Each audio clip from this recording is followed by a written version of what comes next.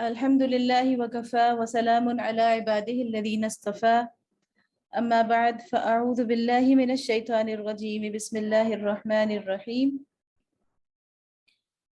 الحمدللہ ہم دورہ قرآن کے اگلے دن کا آغاز کر رہے ہیں، اور روز کی طرح آج بھی ہم سب سے پہلے اس کے اہداف اور مقاصد کو ایک مرتبہ دہرا لیتے ہیں۔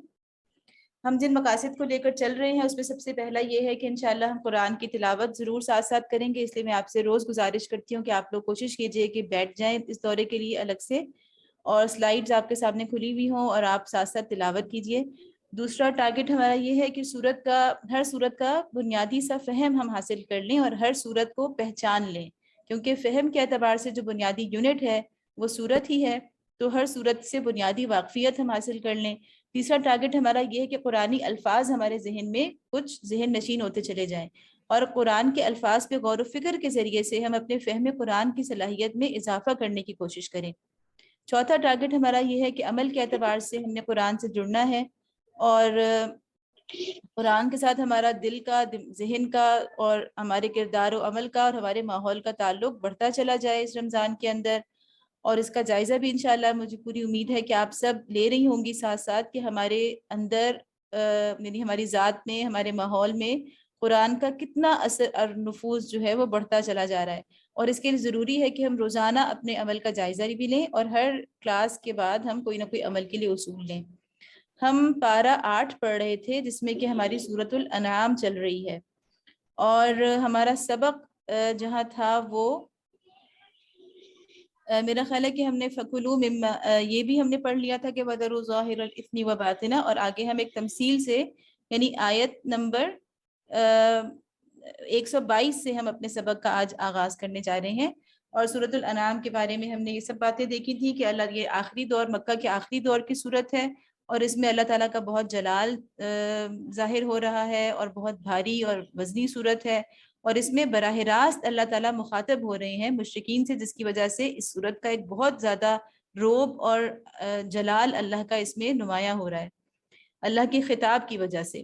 تو اب ہم دیکھتے ہیں کہ ہم نے دیکھا تھا کہ اس صورت میں سب سے پہلے تو جو چیزیں آ رہی تھیں وہ باقاعدہ جو اعتراضات تھے، اللہ تعالیٰ بالکل آمنے سامنے جیسے گفتگو فرما رہے تھے مشرکین مکہ سے، اور ان کے اعتراضات کا جواب دے رہے تھے۔ پھر درمیان میں اللہ تعالیٰ نے اپنا درمیان میں ایک آیت جس میں توحید اور آخرت کا بیان تھا، اس کے اوپر دلائل تھے آفاق اور انفس سے، یعنی کہ کائنات سے اور انسان کی اپنی زندگی سے، اس کی اپنی ساخت سے۔ اور اس کے بعد اس کے اندر ہم نے دیکھا کہ ابراہیم علیہ السلام کا تذکرہ بھی آیا تھا، اور اب ہم پڑھ رہے ہیں دوسرا حصہ جو ہم نے اس وقت دیکھا تھا کہ اس میں یہ تھا کہ اس صورت کے اندر اللہ تعالیٰ مشرکین کی جو شریعت کے حوالے سے انہوں نے بگاڑ پیدا کر لیے تھے ان کی اصلاح تھی، یعنی گویا اس صورت کے اگر 2 بڑے حصے ہم سمجھیں تو اس میں پہلا حصہ عقائد کی اصلاح تھی، مشرکین کے عقائد کی اصلاح، اور اس میں سر فہرست یہ تھا کہ وہ اللہ کو مانتے تھے لیکن شرک کرتے تھے، اور آخرت کے بارے میں ان کا جو عقیدہ تھا وہ انکار آخرت پر مبنی تھا۔ تو اللہ کی ذات میں شرک تھا اور آخرت کا مکمل انکار تھا۔ تو پہلے حصے میں ان کے عقائد کی اصلاح ہوئی، اور اس کے بعد اللہ تعالیٰ نے ان کو ابراہیم علیہ السلام کا ذکر کر کے ان کو بتایا کہ تمہارے اصل کے ساتھ ان کو جوڑا، اور واضح کیا کہ ابراہیم علیہ السلام کس طرح توحید تک پہنچے تھے، اور کس طرح وہ یکسو مسلم تھے اور وہ شرک سے بالکل پاک تھے۔ اور پھر اس صورت کا جو باقی دوسرا حصہ جو اب ہم پڑھ رہے ہیں، اس میں اللہ تعالیٰ نے مشرکین نے اپنی شریعت میں جو بگاڑ پیدا کر لیے تھے، یا ایسے تصورات شریعت میں لے آئے تھے جن کا دین ابراہیمی سے کوئی تعلق نہیں تھا، تو ان کی اللہ تعالیٰ اصلاح فرما رہے ہیں، یعنی ان کی عمل کی اصلاح فرما رہے ہیں۔ اور اس میں اہم بات ہم نے یہ دیکھی تھی کہ جہاں بھی شریعت کے احکام کا آغاز ہوتا ہے تو اس میں عام طور پر ہم دیکھتے ہیں کہ اکل و شرب یعنی کھانے پینے سے اس کا آغاز کیا جاتا ہے، اور کھانے پینے کے بارے میں اللہ تعالیٰ بتاتے ہیں۔ تو یہ ہم نے پڑھ لیا، اب ہم آئیے شروع کرتے ہیں آیت نمبر 122 سے۔ اعوذ باللہ من الشیطان الرجیم بسم اللہ الرحمن الرحیم او من كان میتا فاحییناہ وجعلنا له نورا یمشی به فی الناس کمن مثله فی الظلمات لیس بخارج منها كذلك زین للکافرین ما كانوا یعملون۔ کیا وہ شخص جو پہلے مردہ تھا پھر ہم نے اسے زندگی بخشی اور اس کو وہ روشنی عطا کی جس کے اجالے میں وہ لوگوں کے درمیان زندگی کی راہ طے کرتا ہے، اس شخص کی طرح ہو سکتا ہے جو تاریکیوں میں پڑا ہوا ہو؟ اور کسی طرح ان سے نہ نکلتا ہو کافروں کے لیے تو اسی طرح ان کے اعمال خوشنما بنا دیے گئے ہیں۔ ہم نے پیچھے پڑھا تھا کہ اللہ تعالیٰ نے فرمایا تھا کہ تم لوگ اپنا جو یعنی اسم یعنی گناہ کے بارے میں اس کا جو صحیح تصور ہے اپنے ذہنوں میں واضح کر لو، اور گناہ خواہ چھپا ہو یا کھلا ہو ہر طرح کے گناہ سے بچو۔ اب یہاں پہ اللہ تعالیٰ اسی بات کو تمثیل سے بیان فرما رہے ہیں کہ اگر آپ جب شرک کی تاریکیوں میں گم ہو جاتے ہیں تو دراصل آپ اندھیرے میں ہوتے ہیں، اور آپ جو بھی اپنی طرف سے آپ نے قوانین بنائے ہوئے ہوتے ہیں، یعنی خواہ وہ آپ نے مذہبی قوانین بنائے ہوئے ہوں اور آپ ان کو اپنے طور پر تو ثواب کا باعث سمجھ کے کر رہے ہیں، لیکن اصل بات یہ ہوتی ہے کہ چونکہ آپ اندھیرے میں ہیں، وہ چیز کہاں سے آئی ہے، وہ قانون کہاں سے آیا ہے، اس کی کوئی سند آپ کے پاس نہیں ہوتی، اور جو سند تھی وہ آپ سے گم ہو چکی ہے۔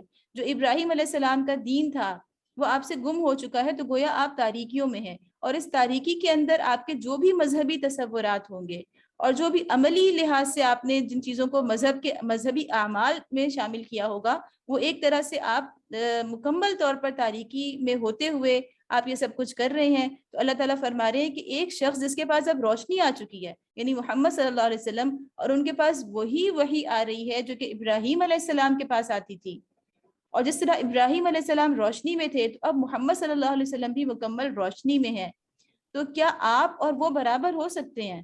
تو اللہ تعالیٰ یعنی کہ وہی بات کہ ایک ہی بات کو کہیں اللہ تعالیٰ کائنات کے جو تخلیق ہے اس کے دلائل سے اس کو ثابت کرتے ہیں، پھر اسی بات کو اللہ تعالیٰ ایک تمثیل کے انداز میں سمجھاتے ہیں، تو مختلف انداز سے انسان کو مختلف ایک بات جو ہے ذہن نشین کرائی جاتی ہے۔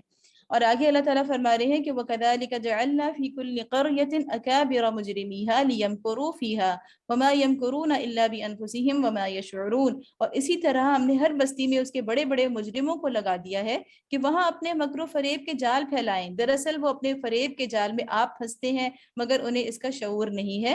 اس کا مطلب خاص طور پر یہ اشارہ ہے کہ ہمیشہ جو کسی بھی علاقے کے بڑے لوگ ہوتے ہیں، جو سردار ہوتے ہیں، وہی ان کو ہر طرح سے مکر و فریب کے جال بچھاتے ہیں، اور یہ مکر و فریب ان کا صرف دنیا کے لحاظ سے نہیں ہوتا بلکہ مذہبی اعتبار سے بھی وہ ایسے قوانین بناتے ہیں جن کا فائدہ انہی اکابر کو پہنچ رہا ہوتا ہے۔ تو اللہ تعالیٰ ان اکابر مجرمین کا ذکر فرما رہے ہیں، خصوصاً وَإِذَا جَاءَتْهُمْ آيَةٌ قَالُوا لَن نُؤْمِنَ حَتَّى نُؤْتَى مِثْلَ مَا أُوتِيَ رُسُلُ اللَّهِ، جب ان کے سامنے کوئی آیت آتی ہے تو یہ کہتے ہیں ہم نہ مانیں گے جب تک کہ وہ چیز خود ہم کو نہ دی جائے جو اللہ کے رسولوں کو دی گئی ہے، یعنی ہم کوئی رسولوں سے کم تر ہیں۔ ان کا مطلب یہ تھا کہ جب محمد صلی اللہ علیہ وسلم پر وحی آ سکتی ہے تو ہم میں آخر کیا کمی ہے، ہم بھی تو سردار ہیں، ہم بھی تو اس علاقے کے بڑے ہیں، عزت دار لوگ ہیں، تو ہم پر کیوں نہیں آ سکتی؟ اللہ اعلم حیث یجعل رسالتہ سیصیب الذین اجرموا صغار عند اللہ وعذاب شدید بما كانوا یمکرون، اللہ زیادہ بہتر جانتا ہے کہ اپنی پیغمبری کا کام کس سے لے اور کس طرح لے، قریب ہے وہ وقت جب یہ مجرم اپنی مکاریوں کی پاداش میں اللہ کے ہاں ذلت اور سخت عذاب سے دوچار ہوں گے۔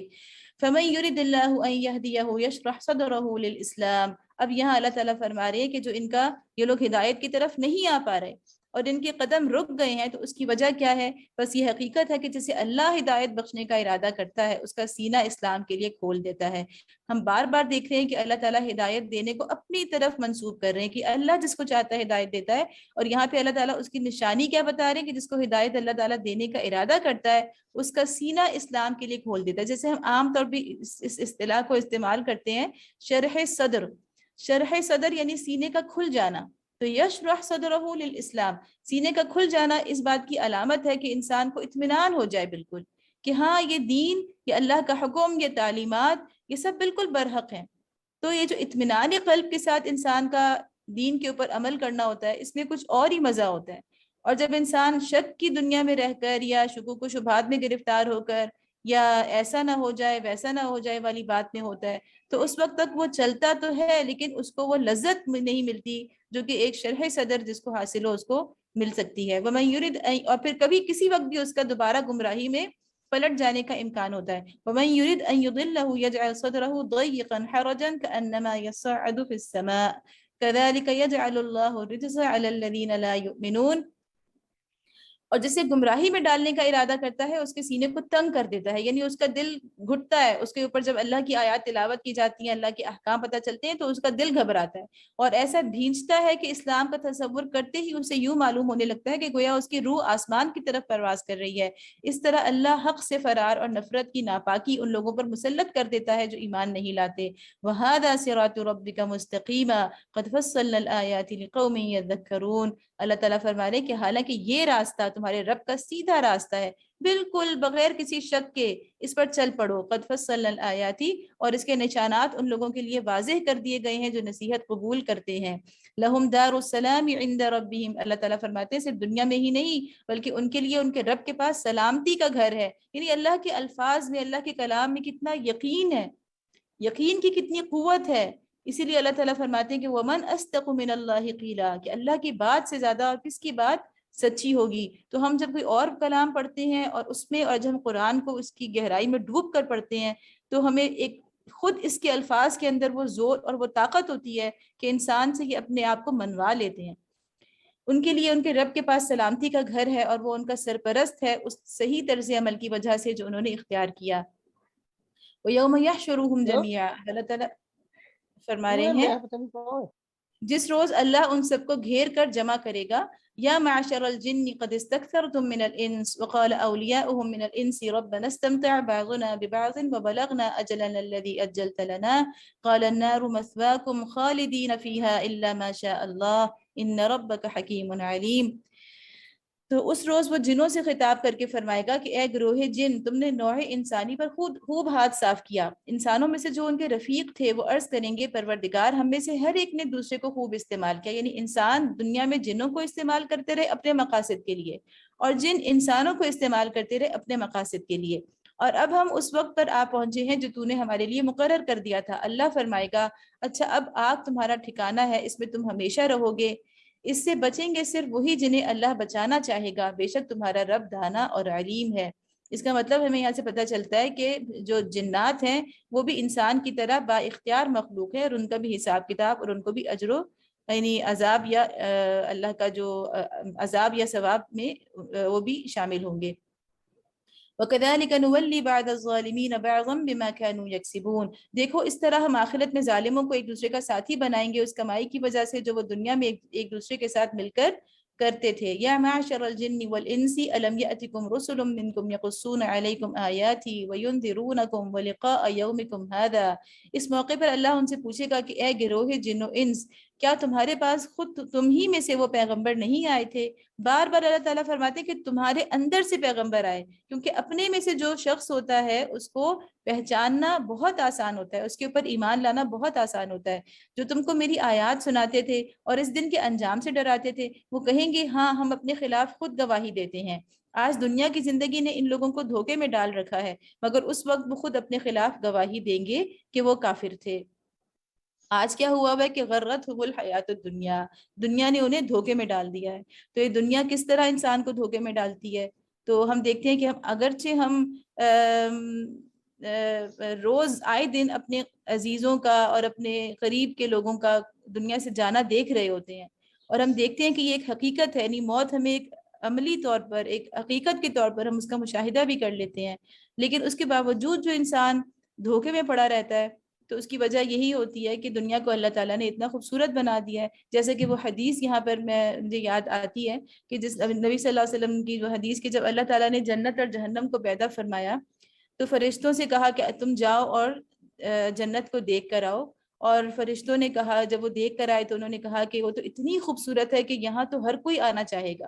پھر اللہ تعالیٰ نے اس جنت کے راستے کو سختیوں اور مشکلات سے گھیر دیا اور پھر فرشتوں سے کہا کہ جاؤ تم ان کو دیکھ کر آؤ، تو انہوں نے کہا کہ یا اللہ یہ تو اتنا سخت راستہ ہے کہ کوئی بھی اس طرف نہیں آ سکے، یعنی اس کے یعنی کوئی بھی نہیں آنا چاہے گا، بہت مشکل ہے اس پر چلنا۔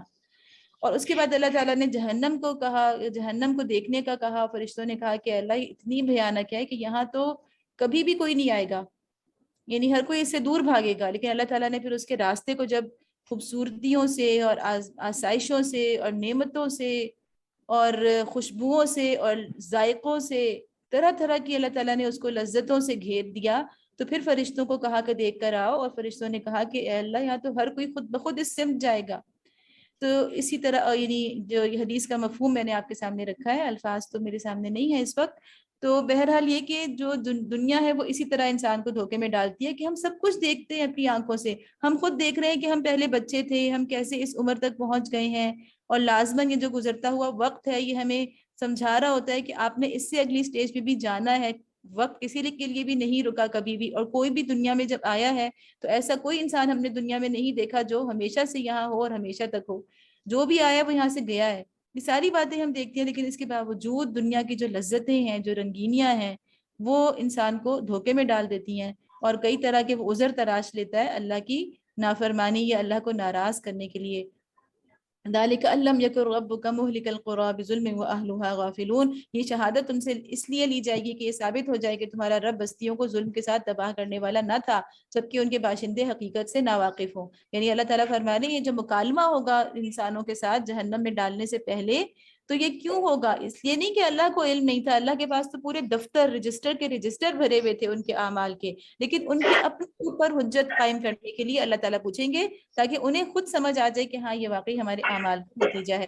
وَلِكُلٍّ دَرَجَاتٌ مِّمَّا عَمِلُوا وَمَا رَبُّكَ بِغَافِلٍ عَمَّا يَعْمَلُونَ. ہر شخص کا درجہ اس کے عمل کے لحاظ سے ہے، اور تمہارا رب لوگوں کے اعمال سے بے خبر نہیں ہے. وَرَبُّكَ الْغَنِيُّ ذُو الرَّحْمَةِ. تمہارا رب بے نیاز ہے اور مہربانی اس کا شیوا ہے. دیکھیں اس میں پہلے بھی ہم نے پڑھا تھا کہ اللہ تعالیٰ نے وَرَحْمَتِي وَسِعَتْ كُلَّ شَيْءٍ، اور اللہ تعالیٰ نے کہا تھا کہ میں نے لکھ لی ہے اپنے اوپر رحمت، یعنی فرض کر لی ہے اپنے اوپر رحمت کو. تو یہاں پہ اللہ تعالیٰ بار بار اپنی رحمت کا تذکرہ کر رہے ہیں، حالانکہ یہ مکہ کے آخری دور کی صورت ہے، اور یہ وہ دور ہے جبکہ کفار سے ایک طرح سے برات کا اظہار نبی صلی اللہ علیہ وسلم، یعنی ان کے اوپر حجت پوری ہو گئی ہے، اور اللہ تعالیٰ یعنی ان کو کہہ رہے ہیں کہ اب ان کا ٹائم پورا ہو گیا اور اب آپ مکے سے باہر کہیں اس دعوت کو پھیلانے کی فکر کیجئے، اور ان کا جو ٹائم تھا، ان کو جو مہلت دی گئی تھی وہ تقریباً پوری ہو گئی ہے، اور اب ان کے اوپر کسی نہ کسی شکل میں عذاب آئے گا. وہ عذاب کس طرح سے آیا مکہ کے اوپر وہ ہم بعد میں دیکھیں گے، کہ ضروری نہیں کہ وہ پچھلی قوموں کی طرز کا عذاب آیا کہ کوئی آسمانی آفت آئی، بلکہ اللہ تعالیٰ کی طرف سے ان کو یہ عذاب آیا کہ انہوں نے انہی غریب اور انہی پسے ہوئے اور کمزور لوگوں کے ہاتھوں شکست کھائی، اور مکہ اور خانہ کعبہ کی چابیاں ان کے حوالے کی صرف 8 سال کے بعد، اور ذلت اور رسوائی کا شکار ہوئے. تو یہ ان کے اوپر جو عذاب تھا، تو اگرچہ یہ آخری دور کی صورت ہے، لیکن اس کے باوجود اللہ تعالیٰ بار بار اس میں اپنی رحمت کا ذکر فرما رہے ہیں. اس کا مطلب ہے کہ اللہ کی رحمت سے کسی حال میں بھی مایوس نہیں ہونا. ان یشاء یذھبکم ویستخلف من بعدکم ما یشاء کما انشأکم من ذریۃ قوم آخرین. آج یہ تھوڑا سا مائک کا کچھ مسئلہ ہو رہا ہے، کچھ لوگوں کا شاید کھلا ہوا ہے تو اس سے ڈسٹربنس ہو رہی ہے. صبا یا کوئی ہے جو اس کو دیکھ لیں. آپ لوگ اپنے مائکس آف کر دیں. اگر وہ چاہے تو تم لوگوں کو لے جائے اور تمہاری جگہ دوسرے جن لوگوں کو چاہے لے آئے، جس طرح اس نے تمہیں کچھ اور لوگوں کی نسل سے اٹھایا ہے. انما توعدون، یعنی تمہیں لے جائے گا. یہاں پہ اشارہ اس طرف ہے کہ یعنی ان کا ایک طرح سے مہلت ان کی پوری ہونے والی ہے. مکہ کے لوگوں کو اللہ تعالیٰ اشاروں میں یہ باتیں آخری دور کی صورتوں میں بتا رہے ہیں. انما توعدون لآت وما انتم بمعجزین. تم سے جس چیز کا وعدہ کیا جا رہا ہے وہ یقیناً آنے والی ہے، اور تم خدا کو عاجز کر دینے کی طاقت نہیں رکھتے. تو یہاں پہ اللہ تعالیٰ فرما رہے ہیں کہ بار بار ایک طرح سے اشارہ ہو رہا ہے کہ وہ چیز آنے ہی والی ہے جس کا تم سے وعدہ کیا جا رہا تھا. قُلْ يَا قَوْمِ اعْمَلُوا عَلَى مَكَانَتِكُمْ إِنِّي عَامِلٌ فَسَوْفَ تَعْلَمُونَ مَنْ تَكُونُ لَهُ عَاقِبَةُ الدَّارِ إِنَّهُ لَا يُفْلِحُ الظَّالِمُونَ. اے محمد صلی اللہ علیہ وسلم کہہ دو کہ لوگوں تم اپنی جگہ عمل کرتے رہو. اے محمد صلی اللہ علیہ وسلم کہہ دو کہ لوگوں تم اپنی جگہ عمل کرتے رہو اور میں بھی اپنی جگہ عمل کر رہا ہوں. ان قریب تمہیں معلوم ہو جائے گا کہ انجام کار کس کے حق میں بہتر ہوتا ہے. بہرحال یہ حقیقت ہے کہ ظالم کبھی فلاح نہیں پاتے. تو یہ ایک طرح سے یہ جو جیسے کہتے ہیں نا کہ اپنا بس راستے الگ ہو رہے ہیں. نبی صلی اللہ علیہ وسلم ایسے الفاظ فرما رہے ہیں جس کا مطلب ہے کہ بس اب مزید تمہارے ساتھ ہم نے محنت نہیں کرنی. تمہارا عمل تمہارے ساتھ ہے اور ہمارا عمل ہمارے ساتھ ہے، اور اب تو عاقبت کا انتظار ہے. یعنی اب تو اس کے رزلٹ کا، جو کچھ تم نے ان 10 12 13 سالوں میں کیا ہے، اب تو اس کے نتائج کا انتظار ہے. وَجَعَلُوا مِمَّا ذَرَأَ مِنَ الْحَرْثِ وَالْأَنْعَامِ نَصِيبًا فَقَالُوا هَذَا لِلَّهِ بِزَعْمِهِمْ وَهَذَا لِشُرَكَائِنَا.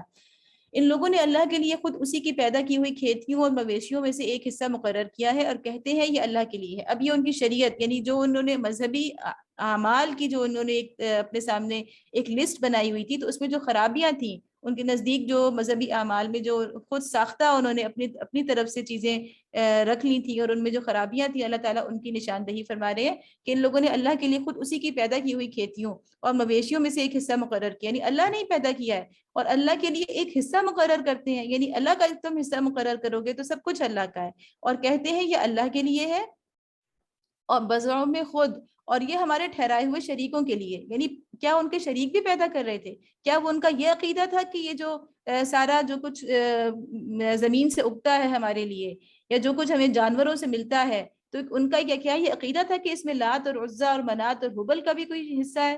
نہیں، اس کے باوجود اتنی ڈٹائی تھی کہ جب انہیں پتا تھا کہ یہ سب کچھ اللہ ہی ہمیں دے رہا ہے، اس کے باوجود وہ کہتے تھے کہ یہ حصہ اللہ کا ہے اور یہ حصہ ہمارے شریکوں کا ہے۔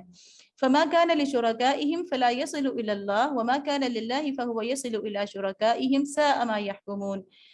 پھر جو حصہ ان کے ٹھہرائے ہوئے شریکوں کے لیے ہے تو وہ تو اللہ کو نہیں پہنچتا، مگر جو اللہ کے لیے ہے وہ ان کے شریکوں کو پہنچ جاتا ہے۔ کیسے برے فیصلے کرتے ہیں یہ لوگ، یعنی اگر کبھی ایسا ہوتا تھا، یعنی اس میں ایک طرف تو اشارہ ہے ھذا للہ وھذا لشرکائنا، کہ یہ ایک طرف تو یہ حصہ اللہ کا ہے، یہ ہمارے شریکوں کا ہے، تو وہ شریکوں کا جو ہوتا تھا، یعنی عملاً وہ کسی بت کے آگے ڈال رہے ہوتے تھے، اپنے بتوں کے سامنے نذرانہ پیش کرتے تھے، لیکن ان کو پتا ہوتا تھا کہ بتوں کے آگے سے وہ کہاں جائے گا۔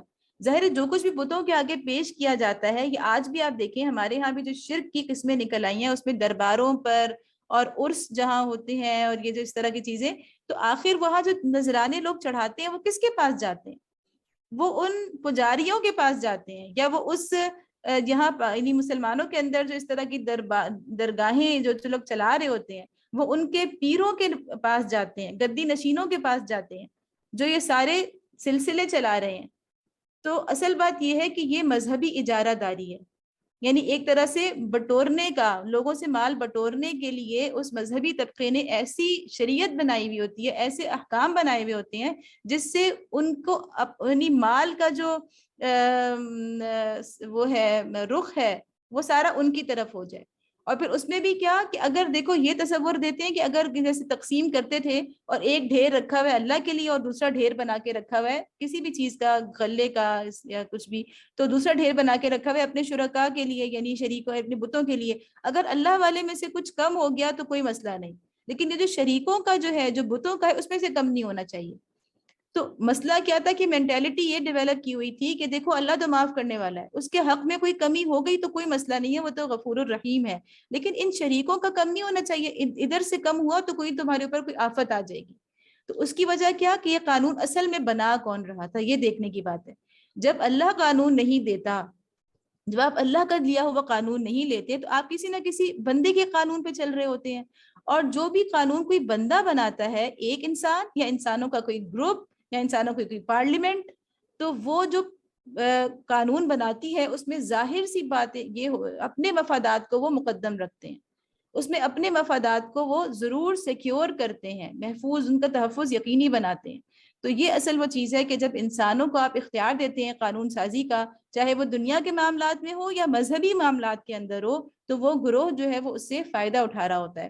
وَكَذَلِكَ زَيَّنَ لِكَثِيرٍ مِّنَ الْمُشْرِكِينَ قَتْلَ أَوْلَادِهِمْ شُرَكَاؤُهُمْ لِيُرْدُوهُمْ وَلِيَلْبِسُوا عَلَيْهِمْ دِينَهُمْ وَلَوْ شَاءَ اللَّهُ مَا فَعَلُوهُ فَذَرْهُمْ وَمَا يَفْتَرُونَ۔ اور اسی طرح بہت سے مشرکوں کے لیے ان کے شریکوں نے اپنی اولاد کے قتل کو خوشنما بنا دیا ہے، یعنی ان کے شریکوں نے کیا کیا ہے، وہی جو بت ہیں، جو دراصل ان کا کنٹرول کہاں سے ہو رہا ہے، ان کے مذہبی طبقے کے سے ہو رہا ہے۔ بت تو خود نہیں بولتے، بت تو خود کوئی قانون بنا کے انسانوں کے حوالے نہیں کرتے، یہ تو دراصل ان کے پیچھے کوئی اور ہے جو انہیں کنٹرول کر رہا ہے۔ تو جب اللہ تعالیٰ یہی فرما رہے ہیں کہ ان کی قتل اولاد جیسی چیز بھی ان کے بڑوں نے یا ان کے بتوں نے ان کے لیے آسان بنا دی ہے اور اس کو خوشنما بنا دیا ہے ان کے لیے، یعنی برے کام کو بھی آسان بنا دیا ہے۔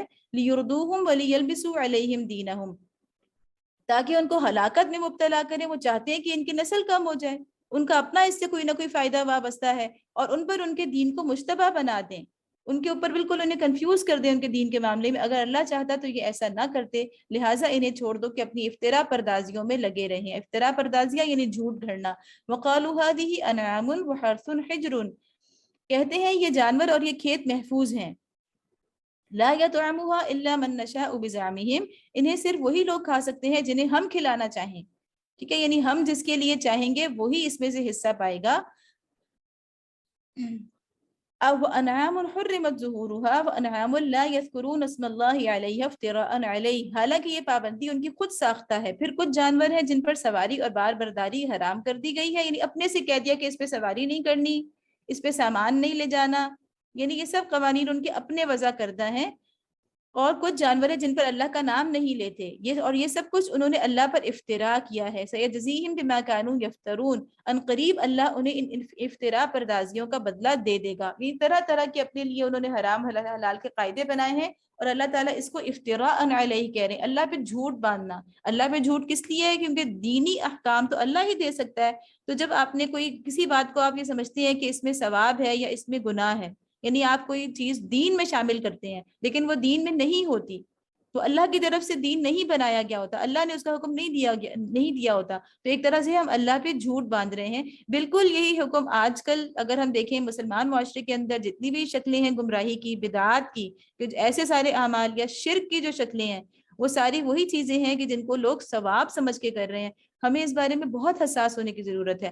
اگر ہماری اپنی زندگیاں اس سے الحمدللہ پاک صاف ہیں، تو ہمیں اپنے آس پاس کے معاشرے میں جہاں یہ بدعات اور خرافات اور شرک، باقاعدہ جو ظاہری کھلا شرک ہے وہ والی حرکتیں ہو رہی ہیں، پیری مریدی ہو رہی ہے، یا عرس ہو رہے ہیں، یا قبروں کے اوپر چڑھاوے چڑھائے جا رہے ہیں، قبروں پہ نظر نیاز اور منتیں مانی جا رہی ہیں، تو یہ سارا کھلا شرک ہے. اس کے علاوہ کوئی بھی ایسی بدعات ہو رہی ہیں کہ جن کی اللہ کے نبی صلی اللہ علیہ وسلم نے کوئی ایسا عمل نہیں کیا لیکن ہمارے معاشرے میں اس کو ثواب سمجھ کے کیا جا رہا ہے. تو ہم ضرور اس کی فکر کریں، یہ معمولی بات نہیں ہے اللہ تعالیٰ اس کو کہنے کی اللہ پر جھوٹ ہے.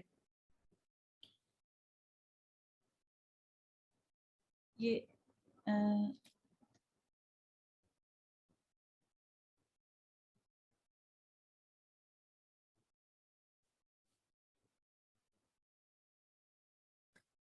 وقالوا ما في بطون هذه الأنعام خالصة لذكورنا ومحرم على أزواجنا وإن يكن ميتة فهم فيه شركاء سيجزيهم وصفهم إنه حكيم عليم. اور کہتے ہیں کہ جو کچھ ان جانوروں کے پیٹ میں ہے یہ ہمارے مردوں کے لیے مخصوص ہے اور ہماری عورتوں پر حرام ہے. طرح طرح کے انہوں نے قوانین بنائے ہوئے ہیں، لیکن اگر وہ مردہ ہو تو دونوں اس کے کھانے میں شریک ہو سکتے ہیں. سَيَجْزِيهِمْ وَصْفَهُمْ إِنَّهُ حَكِيمٌ عَلِيمٌ، یہ باتیں جو انہوں نے گھڑ لی ہیں ان کا بدلہ اللہ انہیں دے کر رہے گا، یقیناً وہ حکیم ہے اور سب باتوں کی اسے خبر ہے. قد خسر الذين قتلوا أولادهم سفها بغير علم وحرموا ما رزقهم الله افتراء على الله قد ضلوا وما كانوا مهتدين. اب یہاں اللہ تعالیٰ ایک طرح سے بات کو سمیٹ رہے ہیں، اور اصل میں پیچھے جتنی بھی باتیں ہوئی ہیں اس میں دو چیزوں کی پہ زور دیا گیا ہے. ایک چیز ہے قتل اولاد، یعنی قتلوا اولادهم، اور دوسری ہے کہ حرموا ما رزقهم اللہ، کہ وہ چیزیں حرام کر لینا اپنے اوپر جو اللہ نے حلال کی تھی. تو خود سے چیزوں کو حرام کرنا، یہ دو بنیادی غلطیاں ہیں جو کہ انہوں نے اپنے مذہبی اعمال میں شامل کی ہوئی تھی. یقیناً خسارے میں پڑ گئے وہ لوگ جنہوں نے اپنی اولاد کو جہالت اور نادانی کی بنا پر قتل کیا اور اللہ کے دیے ہوئے رزق کو اللہ پر افطرا پردازی کر کے حرام ٹھہرا لیا. یقیناً وہ بھٹک گئے اور ہرگز وہ راہ راست پانے والوں میں سے نہ تھے. قتل اولاد کی آپ کو معلوم ہے کہ بہت سی شکلیں تھیں اس زمانے میں، تو بیٹیوں کو زندہ گاڑنا بھی، لیکن رزق کے خوف سے بھی قتل کر دیا جاتا تھا. اور آج بھی ہم دیکھیں تو یہ چیز باقاعدہ پلاننگ کے ساتھ، اگر وہ اس کو ان کے پاس وہ یعنی سائنٹیفک راستے نہیں تھے اگر کہ وہ پیدائش سے پہلے قتل کر دیتے، تو ان کے لیے مجبوری یہ تھی کہ وہ بعد میں قتل کرتے تھے. لیکن اگر ہمارے پاس اب میڈیکل سائنس نے اتنی ترقی کر لی ہے کہ ہم اس کو ذرا اچھے اور ذرا سوفسٹیکیٹڈ طریقے سے قتل اولاد کرتے ہیں، لیکن اس کے جرم کی جو شدت ہے وہ کم نہیں ہو سکتی. وَهُوَ الَّذِي أَنشَأَ جَنَّاتٍ مَعْرُوشَاتٍ وَغَيْرَ مَعْرُوشَاتٍ وَالنَّخْلَ وَالزَّرْعَ مُخْتَلِفًا أُكُلُهُ وَالزَّيْتُونَ وَالرُّمَّانَ مُتَشَابِهًا وَغَيْرَ مُتَشَابِهٍ كُلُوا مِن ثَمَرِهِ إِذَا أَثْمَرَ وَآتُوا حَقَّهُ يَوْمَ حَصَادِهِ وَلَا تُسْرِفُوا إِنَّهُ لَا يُحِبُّ الْمُسْرِفِينَ. اب اللہ تعالیٰ یہاں سے کیا کر رہے ہیں؟ وَهُوَ الَّذِي سے، کہ اللہ تعالیٰ بتا رہے ہیں یہ خوبصورت نقشہ اللہ تعالیٰ کھینچ رہے حلال چیزوں کا، کہ تم نے کیوں اللہ کی اتنی پیاری پیاری چیزیں اپنے اوپر حرام کی ہوئی ہیں. اللہ نے تو یہ ساری چیزیں حلال کی ہیں، اور اس میں بنیادی طور پہ دو کیٹیگریز بیان کر رہے ہیں. آیت نمبر 100 یعنی 141 میں جناتن یعنی باغات یعنی پلانٹس، اور دوسری آیت میں ومن الانعام یعنی انعام یعنی مویشی. تو دو چیزیں انسان کی خوراک میں ہوتی ہیں، اینیملز اور پلانٹس سے ہی ہمیں اتنی خوراک ملتی ہے. تو اللہ تعالیٰ ان کو خوبصورتی سے بیان کریں کہ دیکھو تو دیکھنے میں اتنی خوبصورت ہے، کیوں اللہ کی خوبصورت چیزوں کو جو اس نے تمہارے لیے پیدا کی ہیں انہیں بلا وجہ کیوں حرام کرتے ہو؟ وہ اللہ ہی ہے جس نے طرح طرح کے باغ اور پاکستان اور نخلستان پیدا کیے. باغ یعنی باغ اور پاکستان میں یہ فرق ہوتا ہے کہ باغ میں یعنی تنوں پہ کھڑے ہوئے درخت، اور پاکستان یعنی جو بیلوں پہ چڑھتی ہیں جو چیزیں، جیسے مثلا انگور. کھیتیاں اگائیں جن سے قسم قسم کے معقولات حاصل ہوتے ہیں. زیتون اور انار کے درخت پیدا کیے جن کے پھل صورت میں مشابہ اور مزے میں مختلف ہوتے ہیں. کھاؤ ان کی پیداوار جبکہ یہ پھلیں، اور اللہ کا حق ادا کرو. خود بھی کھاؤ اور اللہ کا بھی حق ادا کرو. جب اس کی فصل کاٹو اور حد سے نہ گزرو. ولا تسرفو، بس یہ ہے کہ حد سے نہ گزرو، کہ اللہ حد سے گزرنے والوں کو پسند نہیں کرتا. اب یہ اسراف کیا ہے جس سے اللہ تعالیٰ منع فرما رہے ہیں؟ یہ اسراف دراصل یعنی کسی بھی چیز کو ضرورت سے زائد خرچ کرنا، یہ اسراف ہے. اپنی ضرورت کے مطابق ضرور خرچ کرو، کھلے دل سے کرو، بخل نہ کرو، لیکن بلا وجہ مت بہاؤ، ضائع مت کرو. وَمِنَ الْأَنْعَامِ حَمُولَةً وَفَرْشًا، پھر وہی ہے جس نے مویشیوں میں سے وہ جانور پیدا کیے جن سے سواری و بار برداری کا کام لیا جاتا ہے، اور وہ بھی جو کھانے اور بچھانے کے کام آتے ہیں. کتنی خوبصورت بات ہے، کھاتے بھی ہو اور ان سے بچھانے کی چیزیں بھی بنا لیتے ہو. کھاؤ ان چیزوں میں سے جو اللہ نے تمہیں بخشی ہیں، اور شیطان کی پیروی نہ کرو کہ وہ تمہارا کھلا دشمن ہے. اچھا، وہ میرا اللہ تعالیٰ نے دو چیزوں سے منع کیا ہے، ایک یہ کہ اسراف نہ کرو، دوسرا یہ کہ نعمتوں کے استعمال میں شیطان کی پیروی نہ کرو. بس یہ دو اصول ہیں. اس کے علاوہ اللہ تعالیٰ کو اچھا لگتا ہے جب ہم اللہ کی نعمتوں سے فائدہ اٹھاتے ہیں، لذت اٹھاتے ہیں. ثمانیت ازواج، یہ کیا مسئلہ ہوا ہے کہ کیوں اٹک گیا ہے؟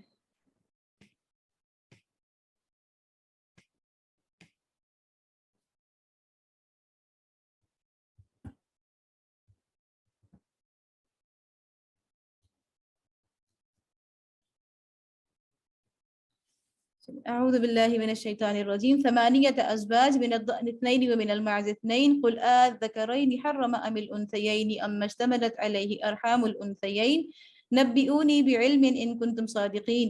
یہ 8 نر اور مادہ ہیں. اللہ تعالیٰ فرما رہے ہیں کہ جو مویشی ہیں ان کی 8 قسمیں ہیں بنیادی طور پر، اور یہ حلال ہیں سب کی سب، 2 بھیڑ کی قسم سے اور 2 بکری کی قسم سے. 2 مطلب یہ کہ دونوں میں نر اور مادہ، تو یہ اس طرح سے 4 ہو گئی. اے محمد صلی اللہ علیہ وسلم ان سے پوچھو کہ اللہ نے ان کے نر حرام کیے ہیں یا مادہ، یا وہ بچے جو بھیڑوں اور بکریوں کے پیٹ میں ہو. ٹھیک ٹھیک علم کے ساتھ مجھے بتاؤ اگر تم سچے ہو. اس لیے کہ انہوں نے بہت سی چیزیں ایسی کی ہوئی تھی کہ فلاں قسم کا جو ہوتی ہے بھیڑ یا بکری تو وہ ہماری مادہ کی ہماری عورتوں پہ حرام ہے، فلاں قسم کا جو ہے وہ مرد اور عورتیں دونوں کھا سکتے ہیں، اور طرح طرح کی باتیں اپنے اوپر خواہ مخواہ کی پابندیاں لگائی ہوئی تھیں. اور دوسری بات یہ کہ وہ من الانعام، دوسری اس میں یہ کہ ثمانیت ازواج میں جو یہاں پہ یہ بات آئی ہے کہ یہ 4 قسم یعنی 8 ہیں، اور جوڑے جوڑے کر کے تو یہ یعنی بنیادی طور پہ 4 ہے، لیکن جوڑوں کی وجہ سے نر مادہ کی وجہ سے یہ 8 ہو جاتے ہیں. تو اس کا مطلب یہ نہیں ہے کہ یہ صرف یہ 8 جانور ہی حلال ہیں. جو ہمیں تفصیل ملتی ہے وہ ہمیں سنت سے ملتی ہے، نبی صلی اللہ علیہ وسلم کی احادیث سے ملتی ہے کہ سارے جانور اللہ تعالیٰ نے جو مویشی کی قسم کے ہیں، ہم نے سورۃ المائدہ میں پڑھا تھا کہ بہیمۃ الانعام، مویشی کی قسم کے جانور اللہ تعالیٰ نے سب حلال کیے ہیں. اور اس کے علاوہ سنت سے ایک اور اہم اصول ملتا ہے اس کی حرمت کا، اور وہ یہ ہے کہ کچلیوں والے جو جانور ہوتے ہیں اور پنجوں والے پرندے یہ حرام ہے. اور ان کے علاوہ جو جن چیزوں کے بارے میں خاموشی ہے اس کے بارے میں یہ ہے کہ وہ مطلب جب تک کوئی واضح طور پہ کسی حدیث سے پتہ نہ چلے تو وہ حرام نہیں ہوں گی. البتہ کچھ وجوہات کی بنا پہ مکروہ ہو سکتی ہیں، جیسے کسی کو طبعاً کسی چیز سے کراہت آئے تو وہ ایک الگ چیز ہے. لیکن بہرحال یہ اللہ تعالیٰ نے یہاں پہ 8 بنیادی چیزوں کا یہاں پہ ذکر کیا ہے. وَمِنَ الْإِبِلِ اثْنَيْنِ وَمِنَ الْبَقَرِ اثْنَيْنِ، اور اسی طرح 2 اونٹ کی قسم سے ہیں اور 2 گائے کی قسم سے. پوچھو ان کے نر اللہ نے حرام کی ہیں یا مادہ. قُلْ آذَكَرَيْنِ حَرَّمَ أَمِ الْأُنْثَيَيْنِ أَمَّا اشْتَمَلَتْ عَلَيْهِ أَرْحَامُ الْأُنْثَيَيْنِ. ان سے پوچھو کہ ان کے نر اللہ نے اپنے اوپر اللہ نے حرام کیے ہیں یا مادہ، یا وہ بچے جو اونٹنی اور گائے کے پیٹ میں ہوں. ام کنتم شہداء اذ وصاکم اللہ بہذا، کیا تم اس وقت حاضر تھے جب اللہ نے ان کے حرام ہونے کا حکم تمہیں دیا تھا؟ یعنی یہ شریعت کی سند کے بارے میں بات ہو رہی ہے، اس کا اوریجن، اس کی سورس کیا ہے. تم یہ سوچو کہ یہ احکام آخر آئے کہاں سے ہیں. تو یہ اللہ تعالیٰ ایک طرح سے ان کو سوچنے پر متوجہ کر رہے ہیں کہ وہ سوچیں کہ کیا ہمارے پاس کوئی ایسی کتاب، کوئی کہیں لکھی ہوئی کوئی ایسی چیز موجود ہے جس کی وجہ سے ہم اس کو اپنے مذہب کا حصہ بنائے ہوئے ہیں اتنے عرصے سے.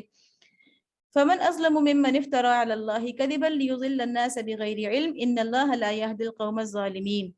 پھر اس شخص سے بڑھ کر ظالم اور کون ہوگا جو اللہ کی طرف منسوب کر کے جھوٹی بات کہے تاکہ علم کے بغیر لوگوں کی غلط رہنمائی کرے، یقیناً اللہ ایسے ظالموں کو راہ راست نہیں دکھاتا۔ الذین ھادوا حرمنا کل ذی ظفر، اور جن لوگوں نے یہودیت اختیار کی ان پر ہم نے سب ناخن والے جانور حرام کر دیے تھے۔ اب یہ مشرکین کے بعد اللہ تعالیٰ یہود کا ذکر کر رہے ہیں، کیونکہ یہ کہ یہود ان کے آس پاس تھے اور انہی سے وہ بار بار، جیسے میں آپ کو بتاتی ہوں کہ وہ قرآن کی حقانیت کے بارے میں یہود سے سوال کیا کرتے تھے، کیونکہ ان کے پاس اللہ کی کتاب تورات موجود تھی۔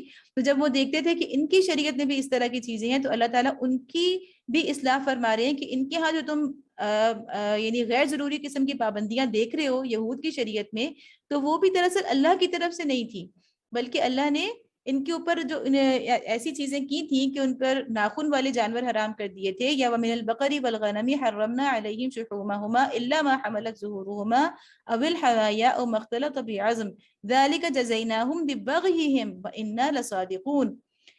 اور گائے اور بکری کی چربی بھی بجز اس کے جو ان کی پیٹھ یا ان کی آنتوں سے لگی ہوئی ہو یا ہڈی سے لگی رہ جائے، یہ ہم نے ان کی سرکشی کی سزا انہیں دی تھی۔ تو اللہ تعالیٰ فرما رہے ہیں کہ ان کی شریعت میں بھی بنیادی طور پر یہ چیزیں حرام نہیں تھی، لیکن بغیہم کی وجہ سے، ان کی سرکشی کی وجہ سے اللہ نے سزا کے طور پر، اب یہ سرکشی کیا تھی، اس میں یہ بھی ہو سکتا ہے کہ انہوں نے چونکہ اپنے اوپر یہ خود چیزیں مذہبی طبقے کا جیسے ہوتا ہے کہ اسے خود قانون اپنے ہاتھ میں لینے کا ایک شوق ہوتا ہے، اپنی اجارہ داری بنانے کا، تو اسی لیے جب مذہبی طبقہ میں بار بار کہہ رہی ہوں تو اس سے پتہ چلتا ہے کہ اللہ کی جو کتاب ہے یا اللہ کا جو دین ہے اس کی خوبصورتی یہ ہے کہ اس میں کوئی طبقہ نہیں ہونا چاہیے، بلکہ سارے مسلمانوں کے اندر بنیادی جو علم ہے کتاب اللہ کا وہ ہونا ضروری ہے۔ ٹھیک ہے علماء ضرور ہوں گے، فقہاء ضرور ہوں گے، لیکن بنیادی علم کتاب کا ہر ایک کے لیے ضروری ہے۔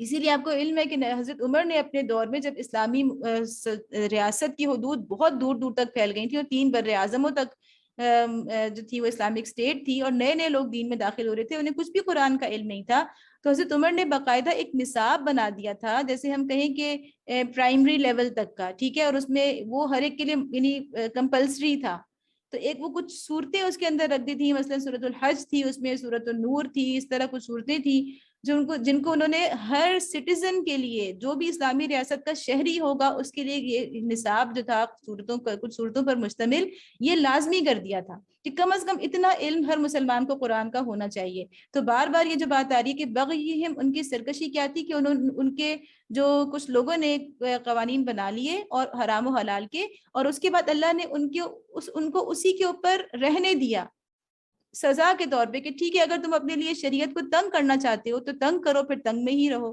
تو یہ اس سے مراد ہے کہ ان کی سزا تھی وَإِنَّا لَصَادِقُونَ، اور جو کچھ ہم کہہ رہے ہیں بالکل سچ کہہ رہے ہیں۔ فَإِن كَذَّبُوكَ فَقُلْ رَبُّكُمْ ذُو رَحْمَةٍ وَاسِعَةٍ وَلَا يُرَدُّ بَأْسُهُ عَنِ الْقَوْمِ الْمُجْرِمِينَ۔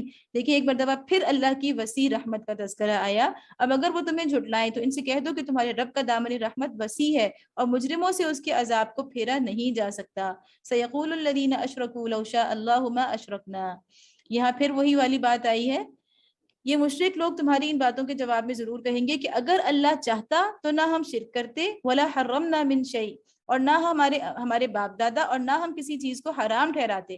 کذالک کذب الذین من قبلہم حتی ذاقوا بأسنا، ایسی ہی باتیں بنا بنا کر ان سے پہلے کے لوگوں نے بھی جھٹلایا تھا، یہاں تک کہ آخر کار ہمارے عذاب کا مزہ انہوں نے چکھ لیا۔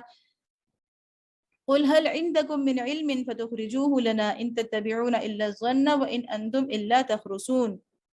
ان سے کہو کیا تمہارے پاس کوئی علم ہے جسے ہمارے سامنے پیش کر سکو، تم تو محض گمان پر چل رہے ہو اور میری قیاس آرائیاں کرتے ہو۔ قل فللہ الحجۃ البالغہ فلو شاء لہداکم اجمعین، تم تو صرف قیاس آرائیاں کرتے ہو، اور لیکن پھر کہو کہ تمہاری اس حجت کے مقابلے میں حقیقت رس حجت یعنی حقیقت تک پہنچانے والی حجت تو اللہ کے پاس ہے۔ قل فللہ الحجۃ البالغہ، اصل حجت اللہ کے پاس ہے، اور اللہ کے علاوہ کسی کے پاس حجت ہو ہی نہیں سکتی، کیونکہ اللہ ہی وہ علم رکھنے والی ذات ہے اور اللہ ہی کے پاس تمام وہ اختیارات ہیں جن کی وجہ سے وہ انسانوں کے لیے شریعت دے سکتا ہے۔ تو اصل حجت اللہ کی حجت ہے، کسی انسان کی حجت قابل قبول نہیں ہے۔ فلو شاء لہداکم اجمعین، بے شک اگر اللہ چاہتا تو تم سب کو ہدایت دے دیتا۔ یہ والی بات بار بار جیسے کہ میں نے آپ سے کہا تھا سورۃ الانعام کا ایک بہت بنیادی موضوع ہے کہ اگر اللہ چاہتا تو ہدایت دے دیتا، اور اللہ تعالیٰ اس میں کیا سمجھانا چاہ رہے ہیں کہ اللہ کی مشیت اور اس کی رضا دونوں الگ الگ چیزیں ہیں، جیسا کہ ہم نے کل دیکھا تھا۔ قل هلم شهداءكم الذين يشهدون ان الله حرم هذا، ان سے کہو کہ لاؤ اپنے وہ گواہ جو اس بات کی شہادت دیں کہ اللہ ہی نے ان چیزوں کو حرام کیا ہے. فإن شهدوا فلا تشهد معهم، پھر اگر وہ شہادت دے دیں تو تم ان کے ساتھ شہادت نہ دینا. اللہ تعالیٰ کہتے ہیں اپنے گواہ لے آؤ، کوئی علماء، کوئی لکھی ہوئی چیز لے آؤ، لیکن اگر یہ ڈھٹائی کے ساتھ پھر بھی شہادت دیں تو تم ان کے ساتھ شہادت نہ دینا. ولا تتبع اهواء الذين كذبوا بآياتنا والذين لا يؤمنون بالآخرة وهم بربهم يعدلون، اور ہرگز ان لوگوں کی خواہشات کے پیچھے نہ چلنا جنہوں نے ہماری آیات کو جھٹلایا ہے اور جو آخرت کے منکر ہیں اور جو دوسروں کو اپنے رب کا ہمسر بناتے ہیں. قل تعالوا اتل ما حرم ربكم عليكم. اب یہاں یہ صورت ختم ہو رہی ہے، یعنی خاتمہ کلام کی طرف جا رہی ہے، تو یہاں پہ اللہ تعالیٰ فرما رہے ہیں کہ آؤ، ان سے کہو کہ آؤ میں بتاتا ہوں کہ اللہ نے کیا حرام کیا ہے. یعنی اب اصل جو اوتھینٹک سورس ہے وہ اللہ کے نبی صلی اللہ علیہ وسلم محمد رسول اللہ ہیں. اس سے پہلے کی ساری چیزیں جو کچھ بھی تھی وہ خلط ملط ہو گئی. اب جو اللہ کی طرف سے جو سند ہے وہ صرف محمد رسول اللہ ہیں، اور وہی بتا سکتے ہیں کہ اللہ نے کیا حرام کیا ہے اور کیا حلال کیا ہے. اب یہاں سے آگے جو چیزیں آ رہی ہیں وہ اصل میں وہ چیزیں ہیں جو تمام شریعتوں میں مشترک رہی ہیں. یعنی اب تمام شریعتوں سے مراد کے شریعت ابراہیمی، ابراہیم علیہ السلام کے دین پر کون لوگ تھے؟ اپنے آپ کو سمجھتے تھے کہ جو مشرکین مکہ تھے. اسی طرح یہود یعنی اہل کتاب. تو تمام شریعتوں میں جو چیز، جو بنیادی اصول مشترک رہے ہیں اور جن کو ہم تورات کے حوالے سے، جنہیں ہم احکام عشرہ بھی کہلائے جاتے ہیں، کہ جو وہ احکام جو اللہ تعالیٰ نے حضرت موسیٰ علیہ السلام کو بلا کر انہوں نے باقاعدہ لکھی ہوئی، یعنی پتھر کی تختیوں پر لکھی ہوئی شکل میں اللہ نے ان کو دی تھی، تو وہ کیا تھے؟ وہ یہی احکام عشرہ تھے، اور انہیں جیسے 10 کمانڈمنٹس کہتے ہیں. تو یہ وہ بنیادی 10 احکام ہیں جو کہ ہر شریعت کی بنیاد رہے ہیں، اور ان احکام کو اللہ تعالیٰ نے قرآن کے اندر 2 یا 3 مرتبہ، میں اس میں بول رہی ہوں کہ ایک دفعہ یہاں پر اللہ تعالیٰ نے بیان فرمایا ہے، پھر اس کے بعد اللہ تعالیٰ نے اس کو سورۃ الاسراء، جیسے سورۃ بنی اسرائیل بھی کہا جاتا ہے، اس کے اندر ان کو پھر سے ایک مرتبہ دہرایا ہے. تو یہ وہ ہیں، آپ انہیں کاؤنٹ کر لیجئے، پورے 10 یہ بنتے ہیں. اللہ تشرکو، پہلا کیا ہے کہ شرک نہ کرو. اللہ تشرکو بہ شیئا، اس کے ساتھ کسی اللہ اس کے ساتھ کسی کو شریک نہ کرو. وبالوالدین احسانا، یعنی پہلے اللہ کا حق، اس کے بعد حقوق العباد میں سب سے بڑا حق کس کا؟ والدین کے ساتھ نیک سلوک کرو. پھر نمبر 3 یہ کہ ولا تقتلوا اولادکم من املاق، اور اپنی اولاد کو مفلسی کے ڈر سے قتل نہ کرو.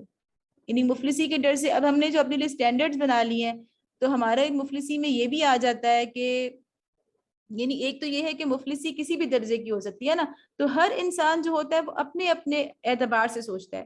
کسی کے لیے روٹی پوری کرنا ہی مفلسی ہوتا ہے، اور کسی کے لیے مفلسی یہ ہوتی ہے کہ وہ بہت اچھے اسکول میں اپنے بچے کو داخل نہیں کر سکے گا، اسے بہت اچھے برانڈز کے کپڑے نہیں پہنا سکے گا.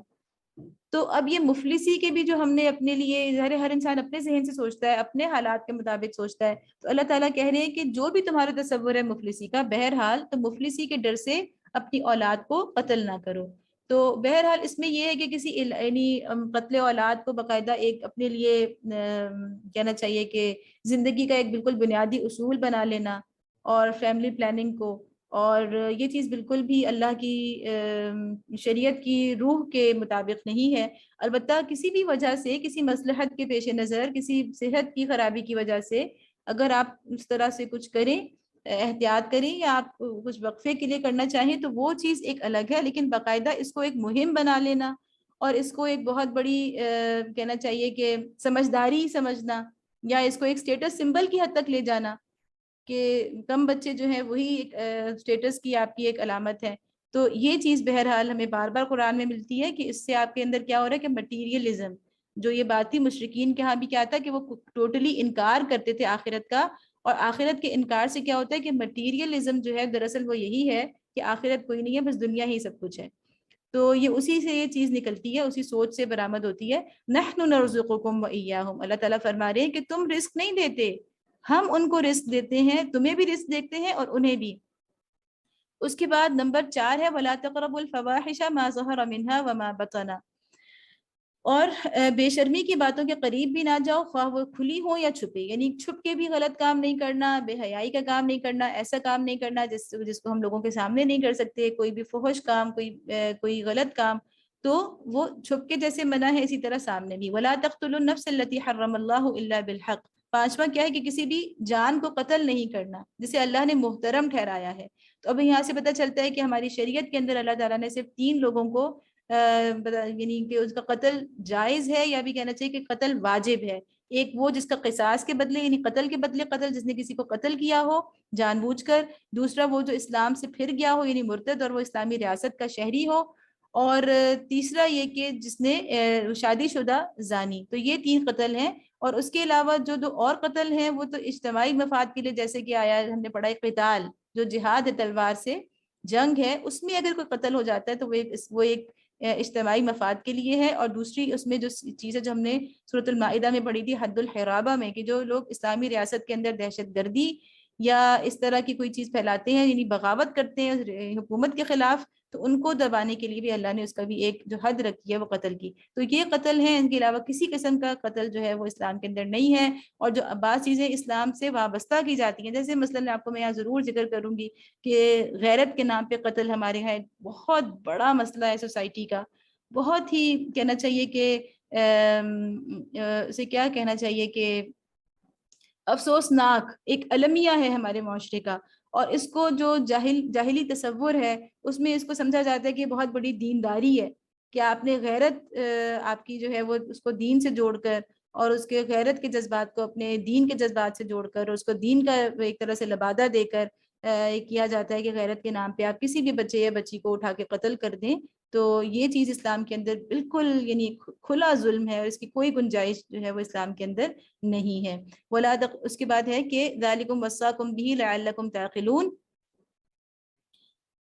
یہ باتیں ہیں جن کی ہدایت اس نے تمہیں کی ہے شاید کہ تم سمجھ بوجھ سے کام لو. ولا تقربوا مال الیتیم. اس کے بعد چھٹی چیز کیا ہے کہ مال یتیم کے قریب بھی نہ جانا الا باللتی ہی احسن, مگر ایسے طریقے سے جو بہترین ہو. یعنی قریب جاؤ اگر مطلب جیسے ہم پیچھے تفصیل پڑھ کے آ چکے ہیں کہ ان کے مال کو اگر اچھے بزنس میں لگانا چاہ رہے ہو کہ انہیں ہی اس سے فائدہ پہنچ رہا ہے تو آپ ان کے مال کو اس طرح سے استعمال کر سکتے ہیں. حتی یبلغ اشدہ, یہاں تک کہ وہ اپنے سن رشد کو پہنچ جائیں. وأوفوا الکیل والمیزان بالقسط.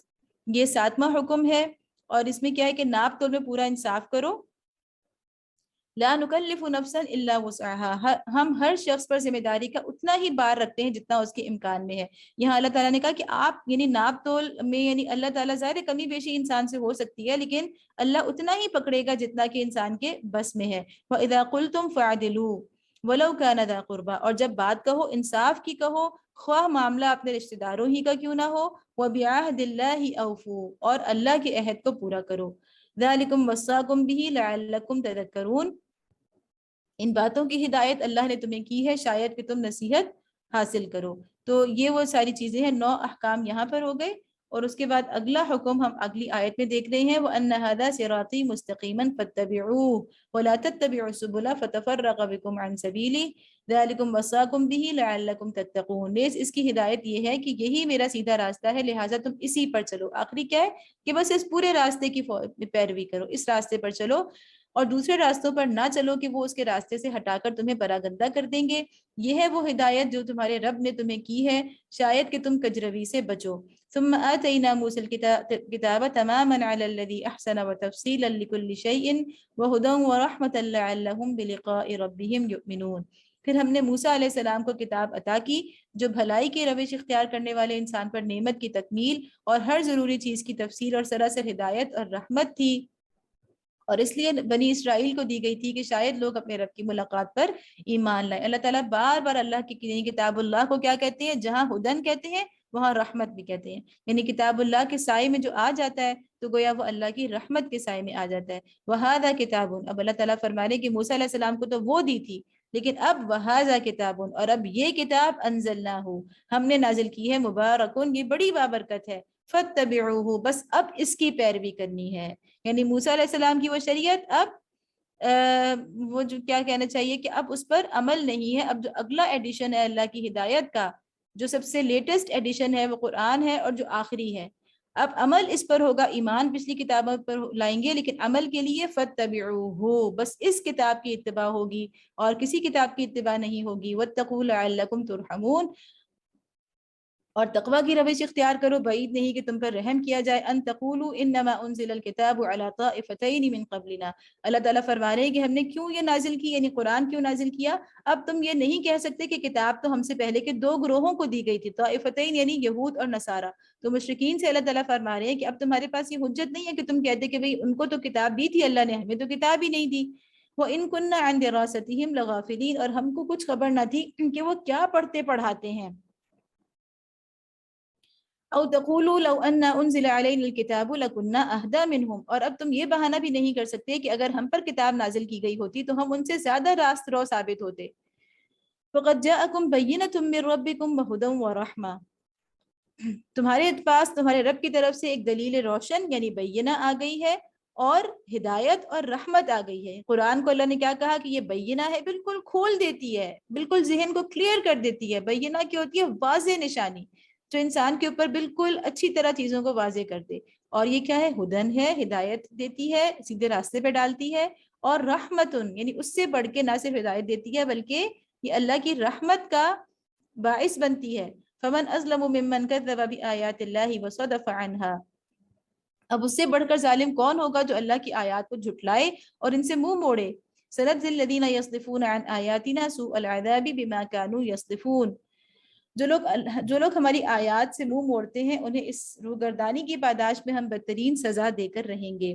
تو یہاں پر بابر اللہ کی کتاب کی بات آ رہی ہے. ہم ضرور غور کریں کہ ہم اللہ کی کتاب سے کتنی ہدایت لے رہے ہیں اور کتنی اس کی قدر کر رہے ہیں، کتنی اس کی رحمت ہمیں یعنی محسوس کر رہے ہیں کہ کتاب اللہ کی کتنی رحمتیں برکتیں ہمارے گھر میں، ہمارے خاندان میں، ہمارے معاشرے میں کتنی کتاب اللہ کی رحمتیں ہیں. اور اگر اللہ کی رحمت سے دور ہیں ہم، یہ ہمارا معاشرہ یا ہمارا گھر، ہمارا خاندان، تو اس کا مطلب یہ ہے کہ ہم نے اللہ کی کتاب کو اس طرح سے پکڑ نہیں لیا، ہم نے اپنی عملی زندگی کے اندر اس کو نہیں لا پا رہے. کوئی وجہ ہے، کوئی رکاوٹ ہے، کہیں ہمارے فہم کی کوتاہی ہے، کہیں ہمارے عمل میں، ہمارے عمل کے لیے ہمارے پاس وہ ہمت نہیں بند رہی، وہ عزم پیدا نہیں ہو رہا، وہ ارادہ ہم نہیں باندھ پا رہے.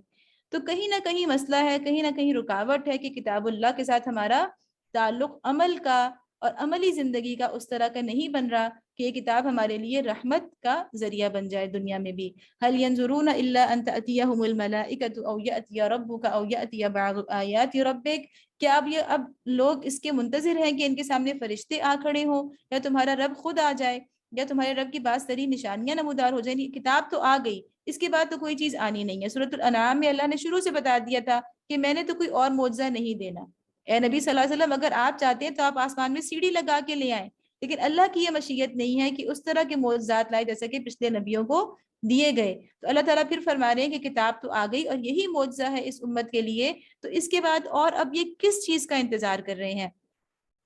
یوم یأتی بعض آیات ربک، جس روز تمہارے رب کی بعض مخصوص نشانیاں نمودار ہو جائیں گی، یعنی واضح علامتیں نظر آ جائیں گی. لا ينفع نفسا ایمانها لم تکن آمنت من قبل او کسبت فی ایمانها خیرا، تو پھر کسی ایسے شخص کو اس کا ایمان کچھ فائدہ نہ دے گا جو پہلے ایمان نہ لایا ہو. جب سب کچھ نظر آ جائے گا، غیب کے پردے اٹھ جائیں گے، تو پھر ایمان لانے کا کوئی فائدہ نہیں ہوگا جس نے اپنے ایمان میں کوئی بھلائی نہ کمائی ہو. یعنی ایمان یا تو اس وقت لایا، یا ایمان لانے کے بعد اس نے ابھی کوئی نیک عمل ہی نہیں کیا تھا، تو پھر اس کو اس کا ایمان فائدہ نہیں دے گا. قل انتظروا انا منتظرون، اے محمد صلی اللہ علیہ وسلم ان سے کہہ دو کہ اچھا تم انتظار کرو، ہم بھی انتظار کرتے ہیں. دیکھیں یہ جو انداز ہوتا ہے نا صورتوں کا، اس پہ آپ غور کریں، اس سے پتہ چل جاتا ہے کہ یہ کس دور کی صورتیں ہیں. یہ جو آخری دور کی صورتیں ہیں نا، اس میں یہ والا اللہ کا انداز ہے کہ اچھا تم انتظار کرو، ہم بھی انتظار کریں. یعنی اب بات بس اپنے اینڈ تک جانے والی ہے، کنکلوژن جو ہے وہ اب قریب ہے کہ اب کیا ہوگا. تو یہ وہی دور ہے جب کہ نبی صلی اللہ علیہ وسلم دعوت دے کے ان کے اوپر حجت تمام کر چکے تھے. ان الذین فرقوا دینہم وکانوا شیعا، اب یہاں سے بالکل خاتمہ کلام ہے، بالکل اختتامی آیات ہیں، اور اللہ تعالیٰ بات کو سمیٹتے ہوئے ابراہیم علیہ السلام کی طرف بات کو پھر موڑ رہے ہیں اور فرما رہے ہیں کہ ان الذین فرقوا دینہم، جن لوگوں نے اپنے دین کو ٹکڑے ٹکڑے کر دیا. تو اس کا مطلب یہ کہ انبیاء ایک ہی دین لے کر آئے تھے، لیکن بعد میں لوگوں نے اس کو ٹکڑے ٹکڑے کر دیا، ورنہ شروع سے آدم علیہ السلام سے ایک ہی دین تھا. وکانوا شیعا، اور گروہ گروہ بن گئے. لست منہم فی شیء، یقیناً ان سے تمہارا کچھ واسطہ نہیں ہے. انما امرهم الی اللہ ثم ینبئهم بما كانوا یفعلون، ان کا معاملہ تو اللہ کے سپرد ہے، وہی ان کو بتائے گا کہ انہوں نے کیا کچھ کیا ہے. من جاء بالحسنۃ فلہ عشر امثالها، جو اللہ کے حضور نیکی لے کر آئے گا اس کے لیے 10 گنا اجر ہے. ومن جاء بالسیئۃ فلا یجزى الا مثلها وهم لا یظلمون، اور جو بدی لے کر آئے گا اس کو اتنا ہی بدلہ ملے گا جتنا اس نے قصور کیا ہے، اور کسی پر ظلم نہ کیا جائے گا. یہاں پہ اللہ تعالیٰ کا وہ بہت ہی رحمت والا اصول ہے جزا اور سزا کے بارے میں، جس میں حدیث میں بھی اس کی تشریح نبی صلی اللہ علیہ وسلم نے بڑے تفصیل کے ساتھ بیان فرما دی ہے. اور نبی صلی اللہ علیہ وسلم نے یوں فرمایا کہ جب کوئی انسان اپنے دل میں کسی نیک کام کا ارادہ کرتا ہے، صرف نیت کرتا ہے، تو اس کے لیے ایک نیکی لکھ لی جاتی ہے، یعنی ایک نیکی اس کی ہو جاتی ہے. اور جب وہ اس ارادے پر عمل کر لیتا ہے تو اس ایک نیک عمل کے بدلے میں اس کو 10 نیکیاں اس کے لیے لکھ لی جاتی ہیں. اس کے برخلاف جب کوئی انسان اپنے دل میں کسی برے کام کا ارادہ کرتا ہے تو اس کو نہیں لکھا جاتا، اس کو بالکل نہیں لکھا جاتا. برے کام کی نیت پر، ارادے پر اللہ نے کوئی گناہ نہیں دیا. اور پھر لیکن جب وہ اس پر عمل کر لیتا ہے تو اس کو صرف ایک برائی لکھی جاتی ہے. تو یہ اللہ کی رحمت ہے. قل اننی ہدانی ربی الی صراط مستقیم، اے محمد صلی اللہ علیہ وسلم کہو میرے رب نے بالیقین مجھے سیدھا راستہ دکھا دیا ہے. دینا قیما ملت ابراہیم حنیفا. اب یہ چونکہ مشرکین سامنے ہیں اور ان کو ان کی شریعت اور ان کے عقیدے کے حوالے سے بتا دیا گیا، پہلے عقیدے کی بات ہوئی، اس کے بعد ابراہیم علیہ السلام کا تذکرہ آیا کہ وہ تو توحید پر تھے، انہوں نے تو اللہ کو ایک رب مانا تھا. اس کے بعد شریعت کی بات ہوئی، وہ کہتے تھے کہ ہماری شریعت جو ہے یہ دراصل ابراہیمی مذہب ہے، ابراہیمی دین ہے. تو اللہ تعالیٰ نے اس کی اصلاح فرمائی، شریعت کی اصلاح فرمائی، اور پھر یہ بتایا کہ پھر ابراہیم علیہ السلام کس ملت پر تھے. تو بار بار ان کو جوڑا جا رہا ہے ان کے ابراہیم علیہ السلام کے ساتھ. اللہ تعالیٰ بتا رہے ہیں کہ اے محمد صلی اللہ علیہ وسلم کہو میرے رب نے بالیقین مجھے سیدھا راستہ دکھا دیا ہے، بالکل ٹھیک دین، دینا قیما ملت ابراہیم حنیفا، جس میں کوئی ٹیڑھ نہیں. ابراہیم علیہ السلام کا طریقہ جسے یکسو ہو کر اس نے اختیار کیا، یعنی حنیفن کا مطلب ہوتا ہے یکسو. وما کان من المشرکین، اور وہ مشرکوں میں سے نہ تھا. قل ان صلاتی ونسکی ومحیای ومماتی للہ رب العالمین. آپ کہہ دیجئے، یعنی ابراہیم علیہ السلام کا دین کیا تھا، اور آج آپ کا بھی یہی دین ہے کہ آپ کہہ دیجئے میری نماز، میرے تمام مراسم عبودیت، میرا جینا اور میرا مرنا سب کچھ اللہ رب العالمین کے لیے ہے. یہ ہے توحید خالص، یہ ہے ابراہیم علیہ السلام کی طرح، یعنی ملت ابراہیم. اس میں کیا مطلب ہے کہ اگر آپ دیکھیں صلاتی جو ہے وہ ایک طرح سے آپ کہہ سکتے ہیں کہ پوری عبادات، یعنی زندگی کی تمام چیزوں کا نچوڑ ہے. اور اس کو ساتھ اللہ تعالیٰ نے کہا کہ محیایا صلاتی و نسکی، صلاتی یعنی نماز، اور نسکی سے مراد قربانی بھی ہے، جو چیز ہم اللہ کے راہ میں قربان کرتے ہیں، کوئی جانور یا کوئی بھی اور قربانی. اور اس سے مراد مناسک بھی ہیں. پڑھا تھا نا کہ ابراہیم علیہ السلام نے کہا تھا کہ ہمیں مناسک سکھا دیں، یعنی طریقے، عبادت کے طریقے. اس کا مطلب ہے کہ سارے عبادت کے طریقے. وَمَحْيَايَ، اور میری ساری زندگی، وَمَمَاتِي، اور میری موت، للہ رب العالمین، اللہ رب العالمین کے لیے ہے. تو یہ بہت بڑا دعویٰ ہے جو نبی صلی اللہ علیہ وسلم نے تو کیا، اور ظاہر ہے کہ ان کا دعویٰ بالکل سچا تھا. لیکن یہی دعویٰ نبی صلی اللہ علیہ وسلم کی امت کے ہر فرد سے بھی اللہ کو مطلوب ہے کہ آپ یہی کہیے اور اس کو پھر اپنے عمل سے ثابت کیجئے کہ ہمارا جینا اور مرنا سب کچھ اللہ کے لیے ہو. تو بس یہ بات تھوڑی سی مشکل بھی ہے، لیکن بہت سی مشکلات سے بچانے والی بھی ہے. یعنی جیسے شروع میں تو ہمیں لگتا ہے کہ بہت مشکل ہے کہ کیسے ہم اپنے آپ کو بالکل یکسو کر لیں، لیکن اگر دیکھا جائے تو یہ اتنی آسان چیز ہے کہ جب انسان اپنی ساری چیزوں کا رخ ایک طرف کر دے کہ ساری زندگی اللہ کے لیے ہے، زندگی میں جو کچھ بھی ہے اس میں اصل بات کیا ہے کہ وہیں جائیں گے، وہی کام کریں گے، زندگی میں وہی فیصلہ کریں گے، زندگی میں وہی پرائیورٹی سیٹ کریں گے، فیصلے جو کریں گے وہ اسی بنیاد پر کریں گے، سب کچھ ہوگا تو اللہ کی رضا کے لیے ہوگا.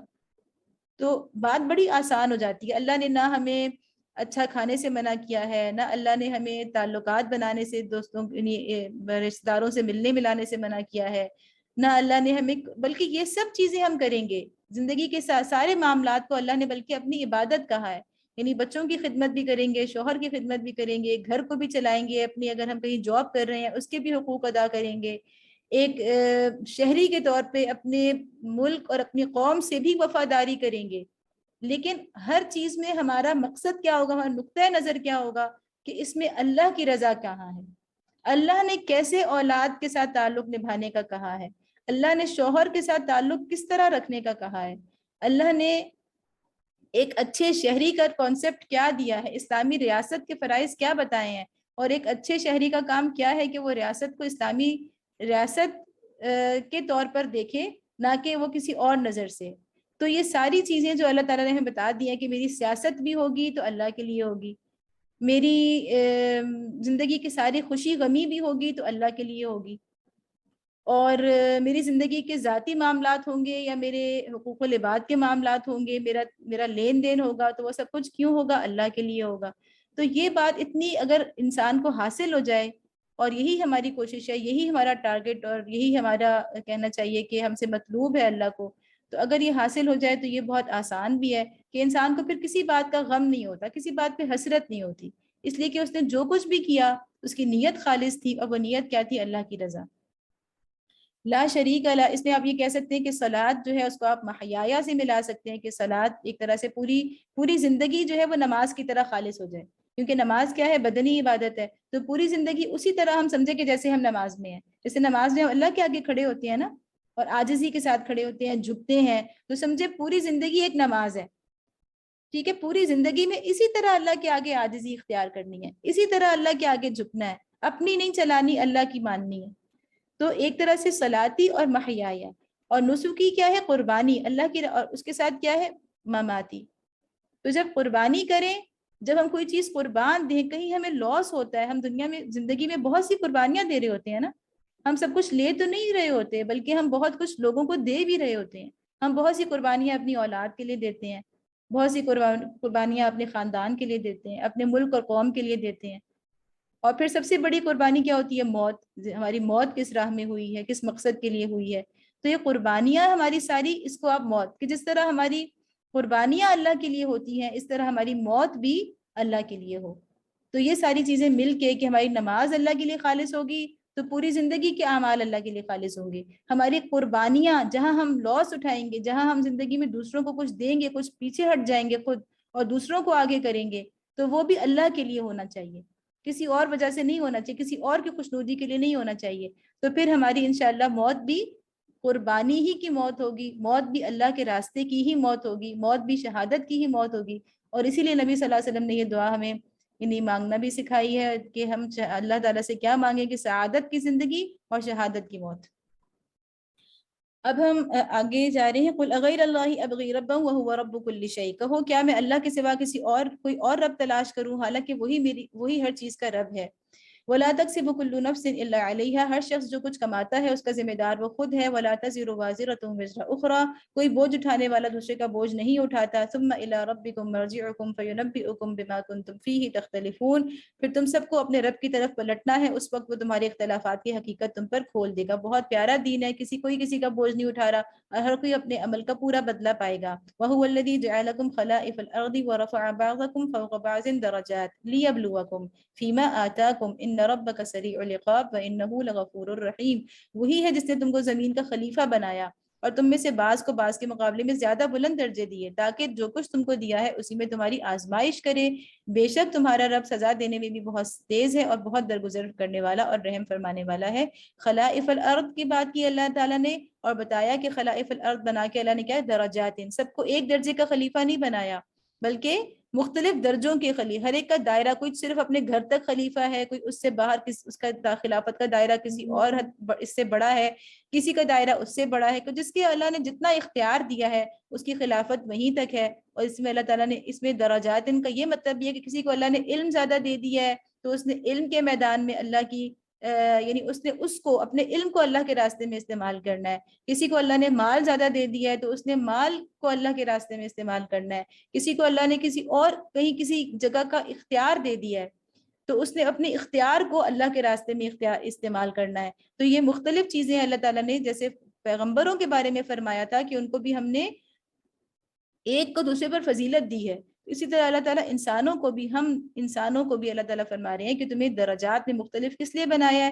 کہ تمہیں جو کچھ دیا گیا ہے تم اس کو سمجھو، جو تمہاری اسٹرینتھ ہے، جو تمہاری صلاحیتیں ہیں، جو تمہاری قوتیں ہیں، جو تمہارے پوٹینشیلز ہیں، تم اس کو سمجھو، ان کو ڈسکور کرو، ان کو کام میں لاؤ، اور اپنے میدان میں تم اللہ کی اپنی صلاحیتوں کو اللہ کے لیے استعمال کرنے کے راستے نکالو، ان کو استعمال کرو۔ لیبلوکم، یہ سارا کچھ کس لیے ہے؟ تاکہ تمہیں آزمائے۔ تو یہی مقصد ہے کہ ہم اپنی صلاحیتوں کو اللہ کے لیے استعمال کریں۔ اور پھر اس کے بعد اللہ تعالیٰ فرما رہے ہیں کہ تمہاری آزمائش ہے، بے شک تمہارا رب سزا دینے میں بھی بہت تیز ہے، بہت درگزر کرنے والا اور रहम फरमाने वाला है। यहाँ पे थोड़ा सा मैं कहूँगी कि मुझे बड़ा खूबसूरत लगा कि सूरत अल-बकरा की तरह आप देखें कि यहाँ भी क्या है कि पहले अल्लाह ताला ने इखलास की बात की, इन्न सलाती व नुसुकी, और उसके बाद खलाइफल अर्द की बात की। तो इससे पहले हम जब पढ़ के आए बिल्कुल पहले पारे में बिल्कुल शुरू में, तो अल्लाह ताला ने एक एक रुकू में या अय्युहन नास उअबुदू रब्बकुम अल्लज़ी खलक़कुम यानी इबादत की बात की थी, और अगली बात की थी कि इन्नी जाइलुन फिल अर्दी खलीफा, कि आदम अलैहिस्सलाम को कहा, अल्लाह ताला ने पैदाइश के वक्त कहा कि इंसान को अल्लाह ने अपना खलीफा बना रहे हैं। तो वहां भी इबादत और खिलाफत, और यहाँ भी आप देखें तो इबादत और खिलाफत, इससे वही बात जो हमने वहां पढ़ी थी कि आपकी इबादत यही है कि आप अपनी खिलाफत को पहचाने। अगर आपने अपनी खिलाफत के दायरे को नहीं पहचाना कि आपको अल्लाह ने क्या दिया है, तो फिर आपकी इबादत का हक अदा नहीं हो सकेगा।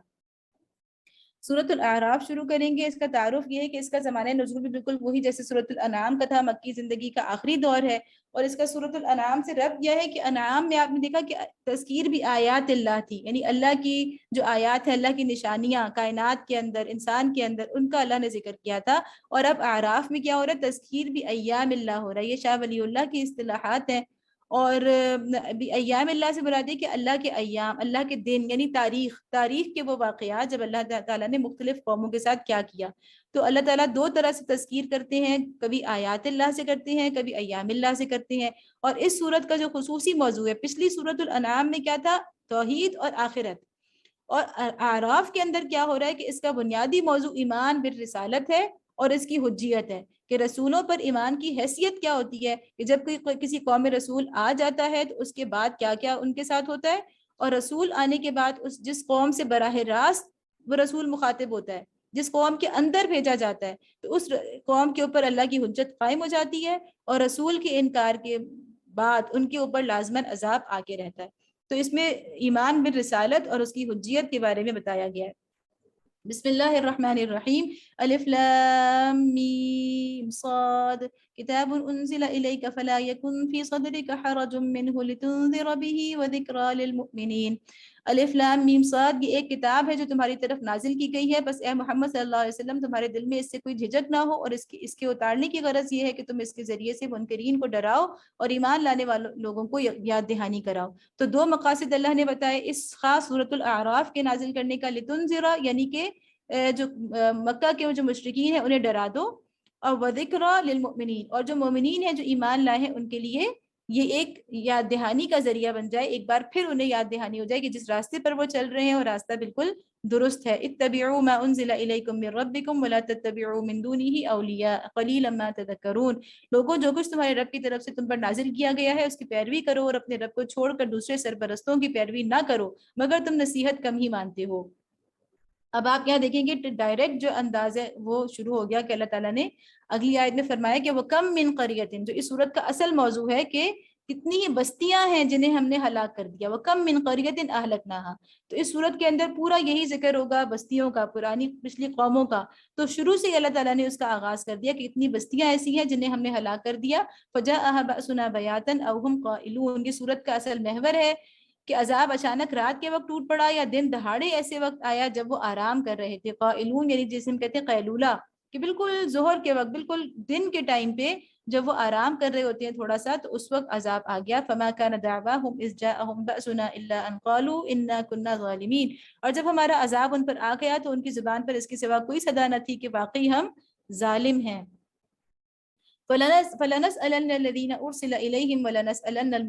बस ये जरूर होकर रहना है कि हम उन लोगों से बात पुरस करें जिसकी तरफ हमने पैगंबर भेजे हैं, और पैगंबरों से भी पूछें कि उन्होंने अपने पैगाम रसानी का फर्ज कहाँ तक अंजाम दिया और उन्हें इसका क्या जवाब मिला। तो यहाँ पे है कि दो तरफा सवालात होंगे, फलनसअलन्ना वलनसअलन्ना, यानी पैगंबरों से भी पूछा जाएगा और उनकी उम्मतों से भी पूछा जाएगा क़यामत के रोज। इसका मतलब है कि क़यामत के रोज जो बास पुरस होगी वो रिसालत की बुनियाद पर होगी। फिर हम खुद पूरे इल्म के साथ सरगुज़िश्त उनके आगे पेश कर देंगे। पहले उनसे पीछे पूछेंगे, उसके बाद अल्लाह को तो पहले से मालूम है, उनसे पूछकर उन पे हुज्जत कायम हो जाएगी, और उसके बाद अल्लाह ताला सारा किस्सा जो कुछ के वो करके आए थे वो उनको उनके सामने पेश कर देंगे। वमा कुन्ना गाइबीन, आखिर हम कहीं गायब तो नहीं थे। اللہ تعالیٰ کے پاس تو یہ ساری چیزیں ریکارڈ ہو رہی ہیں. والوزن یومئذ الحق، اور وزن اس روز عین حق ہوگا جن کے پلڑے فمن ثقلت موازینہ فاولئک هم المفلحون، جن کے پلڑے بھاری ہوں گے وہی فلاح پائیں گے. تو اب کیا ہوگا کہ پہلے سوال جواب ہوئے، باس پرس ہوئی رسالت کی بنیاد پر، اس کے بعد اللہ تعالیٰ نے اپنا جو ریکارڈ پورا بنایا ہوا تھا اپنے پاس وہ اللہ نے کھول کے رکھ دیا، اور اس کے بعد کیا ہو رہا ہے کہ پھر اب وزن ہو رہا ہے. اب وہ جو ترازو ہے وہ رکھ دیا گیا ہے اور اس میں اللہ تعالیٰ تول رہے ہیں اعمال کو. اور والوزن یومئذ الحق کا مطلب یہ کہ وزن اس دن حق ہوگا، نہیں جو حق ہوگا، جو چیز حق ہوگی وہی وزن رکھے گی، اور جو باطل ہوگی اس کا اس دن وزن نہیں ہوگا. یہ بات بھی ہے. اور دوسری بات یہ بھی ہے کہ اس دن وزن بالکل برحق ہوگا، یعنی اس میں کوئی انصاف سے ہٹ کے کچھ بھی نہیں ہوگا. تو جن کے پلڑے بھاری ہوں گے وہی فلاح پائیں گے. ومن خفت موازینہ فاولئک الذین خسروا انفسهم بما كانوا بآیاتنا یظلمون، اور جن کے پلڑے ہلکے رہیں گے وہی اپنے آپ کو خسارے میں مبتلا کرنے والے ہوں گے، کیونکہ وہ ہماری آیات کے ساتھ ظالمانہ برتاؤ کرتے رہے تھے. وَلَقَدْ مَكَّنَّاكُمْ فِي الْأَرْضِ وَجَعَلْنَا لَكُمْ فِيهَا مَعَايِشَ قَلِيلًا مَا تَشْكُرُونَ، ہم نے تمہیں زمین میں اختیارات کے ساتھ بسایا اور تمہارے لیے یہاں سامان زیست فراہم کیا، مگر تم لوگ کم ہی شکر گزار ہوتے ہو. اب یہاں پہ اللہ تعالیٰ کیا کہہ رہے ہیں؟ مَكَّنَّاكُمْ اور تشکرون، یعنی اللہ تعالیٰ یعنی کس طرح سے بات، یعنی شروع سے، یعنی مجھے ایسا اس کو پڑھ کے لگا نا سورۃ الانعام کو اور اس کو، کہ جیسے ہر سورت کا ایک جوڑا ہوتا ہے، اور انعام اور اعراف جو ہے وہ ایک دوسرے کا جوڑا ہے. جیسے ہم نے دیکھا تھا کہ بقرہ اور آل عمران جوڑا تھے، پھر نساء اور مائدہ. اب یہاں پہ آپ دیکھیں انعام اور اعراف بہت لحاظ سے ایک دوسرے کا جوڑا محسوس ہوتے ہیں. وہاں پہ کیا تھا کہ اللہ تعالیٰ نے ایک دم سے شروع سے نا مکالمہ شروع ہو گیا تھا کہ یہ کہتے ہیں انہیں آپ کہیں، یہ کہتے ہیں انہیں آپ کہیں. اب یہاں پہ کیا ہو رہا ہے کہ اللہ تعالیٰ ان سے کچھ بھی نہیں پوچھ رہے، نہ ان کے اعتراضات کا، یعنی وہاں پہ اعتراضات کا جواب دیا جا رہا تھا. اور اب یہاں پہ کیا ہو رہا ہے، کسی بات کا جواب نہیں دیا جا رہا، بلکہ اللہ تعالیٰ شروع سے قصہ بیان کر رہے ہیں. یعنی اللہ کی طرف سے شروع سے ایک دعوت جو ہے وہ اس کا سلسلہ آدم علیہ السلام سے شروع کر کے اللہ تعالیٰ مکمل دعوت کو یعنی مشرکین کے سامنے ایک مرتبہ پھر پیش کر رہے ہیں، اور ان کو ان کی اصل حیثیت بتا رہے ہیں. کہاں سے شروع کر رہے ہیں کہ ہم نے تمہیں زمین میں اختیارات کے ساتھ بسایا اور تمہارے لیے یہاں سامان زیست فراہم کیا، مگر تم لوگ کم ہی شکر گزار ہوتے ہو. یعنی جو تمہیں اللہ نے یہاں بھیجا ہے تو اس کا اصل مقصد کیا ہے کہ تم شکر گزار ہو جاؤ. وَلَقَدْ خَلَقْنَاكُمْ ثُمَّ صَوَّرْنَاكُمْ ثُمَّ قُلْنَا لِلْمَلَائِكَةِ اسْجُدُوا لِآدَمَ فَسَجَدُوا إِلَّا إِبْلِيسَ لَمْ يَكُنْ مِنَ السَّاجِدِينَ، ہم نے تمہاری تخلیق کی ابتدا کی، پھر تمہاری صورت بنائی، پھر فرشتوں سے کہا آدم علیہ السلام کو سجدہ کرو. یعنی تمہاری صورت بنائی، یعنی اس کا مطلب ہے کہ اللہ تعالیٰ انسانوں کو کہہ رہے ہیں، مشرکین مکہ یعنی سارے انسانوں کو مخاطب کر کے کہہ رہے ہیں کہ تمہیں ہم نے پیدا کر لیا، یعنی سارے انسانوں کو پیدا کر لیا، اور پھر ان کے نمائندے کے طور پہ آدم علیہ السلام کو لا کے اور کہا فرشتوں کو کہ اس کو سجدہ کرو. گویا آدم علیہ السلام کو سجدہ وہ تم سب کو سجدہ تھا. تو سب نے سجدہ کیا مگر ابلیس سجدہ کرنے والوں میں شامل نہ ہوا. قال ما منعك الا تسجد اذ امرتك قال انا خير منه، پوچھا تجھے کس چیز نے سجدہ کرنے سے روکا جبکہ میں نے تجھ کو حکم دیا تھا؟ بولا میں اس سے بہتر ہوں، انا خیر منه. اب یہ بات قرآن کی ایک ہے کہ جہاں پہ یہ جو قصہ آدم ہے، آدم علیہ السلام، یہ قرآن میں بہت مرتبہ آیا ہے، لیکن جب بھی آتا ہے تو وہ اس وقت کے حالات کے تناظر میں آتا ہے. یعنی قصے کی کوئی بات کہیں پہ زیادہ تفصیل سے بیان کی جاتی ہے، کہیں پہ کوئی دوسری بات تفصیل سے بیان کی جاتی ہے، تو اس کا مقصد اس وقت کے حالات میں اللہ تعالیٰ جس بات کو اصل میں سامنے رکھنا چاہ رہے ہیں، قصے کے جس پہلو کو بیان کرنا چاہ رہے ہوتے ہیں، جو حالات کے سے مطابقت رکھتا ہے، ان کے مطابق ہوتا ہے، اس بات کو اللہ تعالیٰ اس قصے میں اس جگہ پہ بیان کر دیتے ہیں. جیسے یہاں پہ کیا ہے کہ قریش کے کوئی مشرکین مکہ کا استکبار، ان کا غرور اور تکبر، کیونکہ وہ تکبر کی وجہ سے ایمان نہیں لا رہے تھے. جیسے ہم نے پیچھے پڑھا کہ تمہارے ارد گرد تو ایسے کم تر لوگ ہیں تو ہم کیسے آپ کے ساتھ بیٹھ جائیں، یا ہم میں سے اس شخص کے اوپر وحی کیوں آئی ہے. تو یہی بات اللہ تعالیٰ فرما رہے ہیں کہ اس نے بھی یہی جملہ کہا تھا انا خیر منہ، کہ میں اس سے بہتر ہوں. خلقتنی من نار وخلقتہ من طین، تو نے مجھے آگ سے پیدا کیا ہے اور اسے مٹی سے. قال فاہبط منہا، فرمایا اچھا تو یہاں سے نیچے اتر. فما یکون لک ان تتکبر فیہا فاخرج انک من الصاغرین، حق نہیں ہے، تجھے حق نہیں ہے کہ یہاں بڑائی کا گھمنڈ کرے، نکل جا کے در حقیقت تو ان لوگوں میں سے ہے جو خود اپنی ذلت چاہتے ہیں. یعنی جو اپنے آپ کو بڑا کرنا چاہتا ہے دراصل وہ کیا ہوتا ہے، وہ صاغر ہوتا ہے. صاغر اسے کہا جاتا ہے جو اپنی ذلت پر، اپنی رسوائی پر مطمئن ہو جائے. تو اللہ تعالیٰ کہہ رہے ہیں کہ جو دراصل تکبر کرتا ہے وہ حقیقت میں اپنے آپ کو रसवाई में ही गिरा रहा होता है। क़ाला अंज़िरनी इला यौमि युबअसून, तो उसने ढीठ बनकर क्या कहा कि बोला मुझे उस दिन तक मोहलत दे जबकि सब दोबारा उठाए जाएंगे। क़ाला इन्नका मिनल मुनज़रीन, फरमाया तुझे मोहलत है। जैसे कोई बादशाह कहता है ना कि ठीक है जाओ तुझे मोहलत है, तो अल्लाह ताला ने उसको इतनी बड़ी, यानी उसकी सरकशी के बावजूद अल्लाह ताला ने उसको इतनी बड़ी एक कहना चाहिए कि इख्तियार दे दिया कि हाँ ठीक है तुम्हें मोहलत है। मोहलत से मुराद ये कि तुम्हें इस बात की इजाजत होगी कि तुम अपने वसाइल को इस्तेमाल करके इंसानों को वसवसे में डाल सकते हो। क़ाल फ़बिमा अग़वैतनी लअक़उदन्न लहुम सिरातकल मुस्तक़ीम, तो उसने कहा कि अच्छा तो जिस तरह तूने मुझे गुमराही में मुब्तला किया, मैं भी अब तेरी सीधी राह पर बैठूंगा। अच्छा, यहाँ पर उसने कहा अग़वैतनी, कि तूने मुझे गुमराह किया, यानी अगवा किया, तूने मुझे गुमराह किया। अब इसका मतलब क्या है कि इसमें एक अहम बात है कि अल्लाह की मशीयत को उज़र बनाना, यानी अल्लाह ने जो उसे गुमराह किया था तो वो क्यों किया था कि जो हमने सूरतुल अनआम में पढ़ा कि एक होती है अल्लाह की रजा, एक होती है अल्लाह की मशीयत। अल्लाह की मशीयत ये कि उसने कुछ उसूल तय कर लिए हैं कि जो इंसान बुराई की तरफ जाना चाहेगा अल्लाह उसको जबरदस्ती भलाई में नहीं लाएगा। तो अब यहाँ पे मशीयत ये थी कि जब उसने खुद अपने लिए इस्तिकबार का, इनकार का रास्ता इख्तियार किया तो अल्लाह ने उसके ऊपर वो खोल दिया। लेकिन उसने क्या कहा कि ये तो तूने, ये जैसे हमारे यहाँ भी कुछ लोग क्या कहते हैं कि अल्लाह की मशीयत को तकदीर कहते हैं और फिर उसको उज़र बनाते हैं कि अल्लाह ने ही तो मुझे तौफीक नहीं दी नेक अमाल की। ये बहुत एक जाहिलाना तसव्वुर हमारे यहाँ भी पाया जाता है ना, कि नमाज इसलिए नहीं पढ़ रहे, अल्लाह की तौफीक होती तो पढ़ लेते। तो ये वही वाली बात है कि शैतान ने भी अल्लाह की मशीयत को उज़र बनाया था। और आज भी जो लोग शैतान के रास्ते पे अगर चल रहे हैं तो ये एक शैतानी जुमला है, इससे परहेज करना चाहिए। इस तरह के हर कौल से परहेज करना चाहिए कि अल्लाह ने नहीं चाहा इसलिए मैंने ये नेक अमल नहीं किया। सुम्मा लआतियन्नहुम मिन बैनि अयदीहिम व मिन खल्फिहिम व अन अयमानिहिम व अन शमाइलिहिम व ला तजिदु अक्सरहुम शाकिरीन। इन इंसानों की घात में लगा रहूंगा, आगे और पीछे, दाएं और बाएं, हर तरफ से इनको घेरूंगा और तू इनमें से अक्सर को शुक्र गुजार ना पाएगा। यानी बार बार क्या लफ्ज आ रहा है, शाकिरीन, शाकिरून। तो अल्लाह को एक तरफ शुक्र है, दूसरी तरफ क्या है, शैतान का रास्ता है। क़ाल अख़रुज मिन्हा मज़ऊमन मदहूरा, फरमाया निकल जाए यहाँ से जलील और ठुकराया हुआ। लमन तबिअक मिनहुम लअमलअन्न जहन्नम मिनकुम अजमईन, यकीन रख कि इनमें से जो तेरी पैरवी करेंगे तुझ समेत उन सबको जहन्नम में भर दूंगा। वया आदम उस्कुन अंत व ज़ौजुकल जन्नह, अब अल्लाह ताला आदम अलैहिस्सलाम की तरफ मुतवज्जे हो गए। शैतान के साथ तो मामला हो गया, उसको मोहलत मिल गई, उसने भी एक चैलेंज कर दिया। उसके बाद अल्लाह ताला आदम अलैहिस्सलाम की तरफ मुतवज्जे हुए और फरमाया कि ए आदम, तू और तेरी बीवी दोनों इस जन्नत में रहो।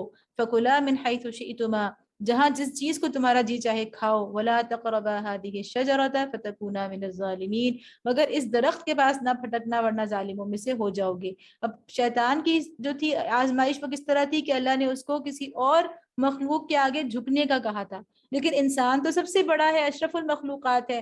तो अल्लाह ताला इंसान की आजमाइश कैसे कर रहे हैं कि वला तक़रबा, उसका इम्तिहान इसमें है कि अल्लाह ने कुछ चीजों से उसको मना कर दिया है और वही चीजें यानी जो है वो उसके लिए आजमाइश का जरिया बनती है, इम्तिहान का जरिया बनती है। एक तरफ पूरी जन्नत है, सब कुछ हलाल है ना, सब कुछ खाओ पियो, बस थोड़ी सी चीजें हैं जिनसे मना किया गया है। लेकिन वही थोड़ी चीजें जिनसे मना किया गया है, वला तक़रबा हादिहि शजरा, सिर्फ एक दरख्त है मसलन, तो उसी की तरफ जो है शैतान लेके जाना चाहता है इंसान को।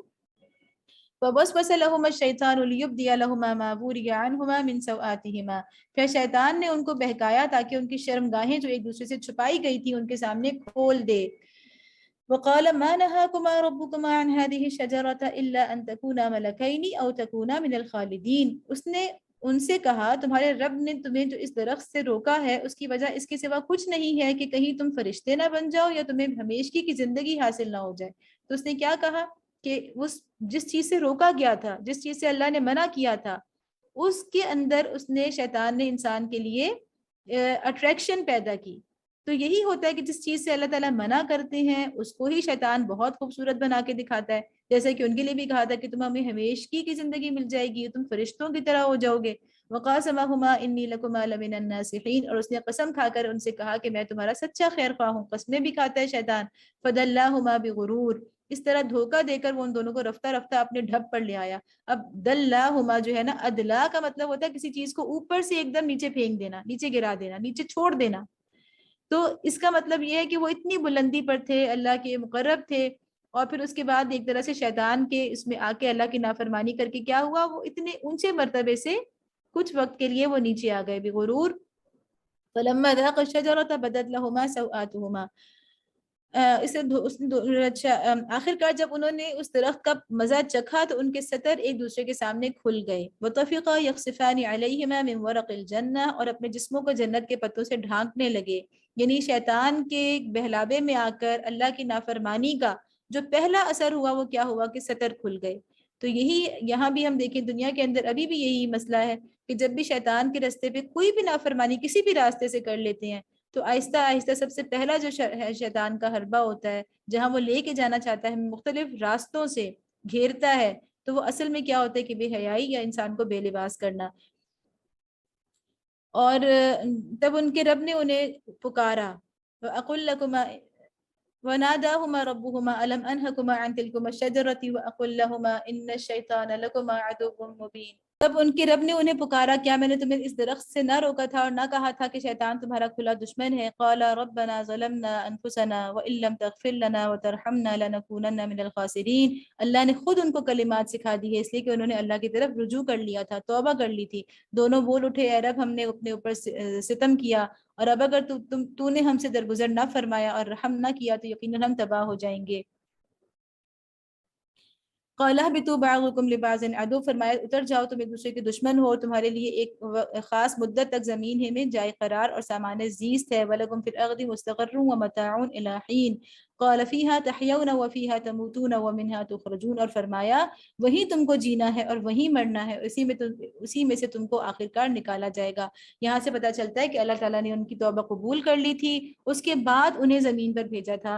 جیسا کہ اور مذاہب میں تصور ہے خاص طور پہ یعنی عیسائیت کے یعنی بائبل میں ہمیں تصور ملتا ہے کہ آدم علیہ السلام کو اللہ تعالیٰ نے سزا کے طور پر زمین پر اتارا اور وہ اس گناہ سے آلودہ تھے. لیکن انسان یعنی قرآن ہمیں کیا تصور دیتا ہے کہ آدم علیہ السلام سے ہر گناہ سے وہ پاک ہو چکے تھے کوئی گناہ کا داغ ان کے اوپر نہیں تھا اور انسان کو جو دنیا میں بھیجا گیا وہ سزا نہیں ہے بلکہ اللہ نے تو اس کو پیدا ہی دنیا کے لیے کیا تھا. جیسا کہ اللہ نے فرمایا کہ انی جاعل فی الارض خلیفہ زمین کے لیے ہی خلیفہ بنایا گیا تھا. تو یہاں سے بڑا ایک تصور کا جو فرق ہے کہ ایک جگہ یہ ہے بائبل میں یہ ہے کہ انسان جو ہے پیدائشی گناہ گار ہے کیونکہ اس کے باپ آدم سے گناہ ہوا تھا وہ گناہ کے ساتھ ہی زمین پر اترا تھا. اس کا مطلب یہ کہ پیدائشی گناہ گار ہے انسان. تو یہ جو چیز ہے قرآن جو تصور دے رہا ہے کہ ایسا بالکل نہیں ہے انسان بڑا پاک صاف ہے بلکہ حدیث میں جس طرح آتا ہے کہ جو بھی بچہ پیدا ہوتا ہے وہ دین فطرت پر پیدا ہوتا ہے. تو انسان کو اللہ تعالیٰ نے اس کی اوریجن جو بتایا ہے وہ یہ ہے کہ اس کا اوریجن جو ہے وہ دراصل برائی نہیں ہے گناہ نہیں ہے بلکہ نیکی ہے اور ہدایت ہے اور فطرت ہے. یا بنی آدم قد انزلنا علیکم لباسا یواری سوآتکم وریشا. اب چونکہ قریش کو اللہ تعالیٰ ایک خاص چیز کی طرف لے کے جا رہی ہے جو ان کا ایک بہت برا عمل تھا کہ وہ برہنگی اور خاص طور پر یعنی بے لباس ہو کے خانہ کعبہ کا طواف کرنا. تو اس لیے اللہ تعالیٰ نے یہاں پہ آدم علیہ السلام کے قصے میں سے اس لباس والی بات کا خصوصاً ذکر کر دیا اور اب فرمایا کہ اللہ تعالیٰ کہہ رہے ہیں کہ اے اولاد آدم ہم نے تم پر لباس نازل کیا ہے تاکہ تمہارے جسم کے قابل شرم حصوں کو ڈھانکے اور تمہارے لیے جسم کی حفاظت اور زینت کا ذریعہ بھی ہو. وَلِبَاسُ التَّقْوَى ذَلِكَ خَيْرٌ ذَلِكَ مِنْ آيَاتِ اللَّهِ لَعَلَّهُمْ يَذَّكَّرُونَ. اور بہترین لباس تقوی کا لباس ہے اور یہ اللہ کی نشانیوں میں سے ایک نشانی ہے شاید کہ لوگ اس سے سبق لیں. اب یہاں پتہ چلتا ہے کہ اللہ تعالیٰ نے اس آیت میں لباس کے 3 مقاصد بتائے ہیں کہ آپ یعنی آدم علیہ السلام کی اولاد پر اللہ نے کیوں لباس نازل کیا ہے. نازل کیا یعنی اللہ کی طرف سے سکھایا گیا ہے لباس پہننا. اور لباس کے جو مقاصد سامنے آئے ہیں اس آیت میں سب سے پہلا یواری سوآتکم کہ تمہارے ستر کو چھپائے قابل شرم حصوں کو چھپائے. تو ستر پوشی لباس کا پہلا مقصد ہے. وریشن یعنی کہ اس کا موسم کے اسے تحفظ کرنا جسم کی حفاظت یعنی گرم و سرد سے بچانا اور جسم کی حفاظت کرنا یہ اس کا دوسرا مقصد ہے. اور ساتھ میں اس میں زینت بھی ہے یعنی ریشہ جو ہے اس کے اندر کیا ہے کہ سردی گرمی سے حفاظت بھی ہے اور زینت یا خوبصورتی بھی ہے. تو یہ لباس کا دوسرا مقصد ہے. اور پھر اللہ تعالیٰ فرما رہے ہیں کہ وہ لباس التقوی جو ہے وہ بہترین لباس ہے.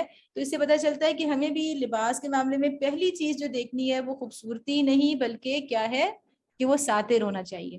بنیادی چیز یہ کہ ساتر ہو.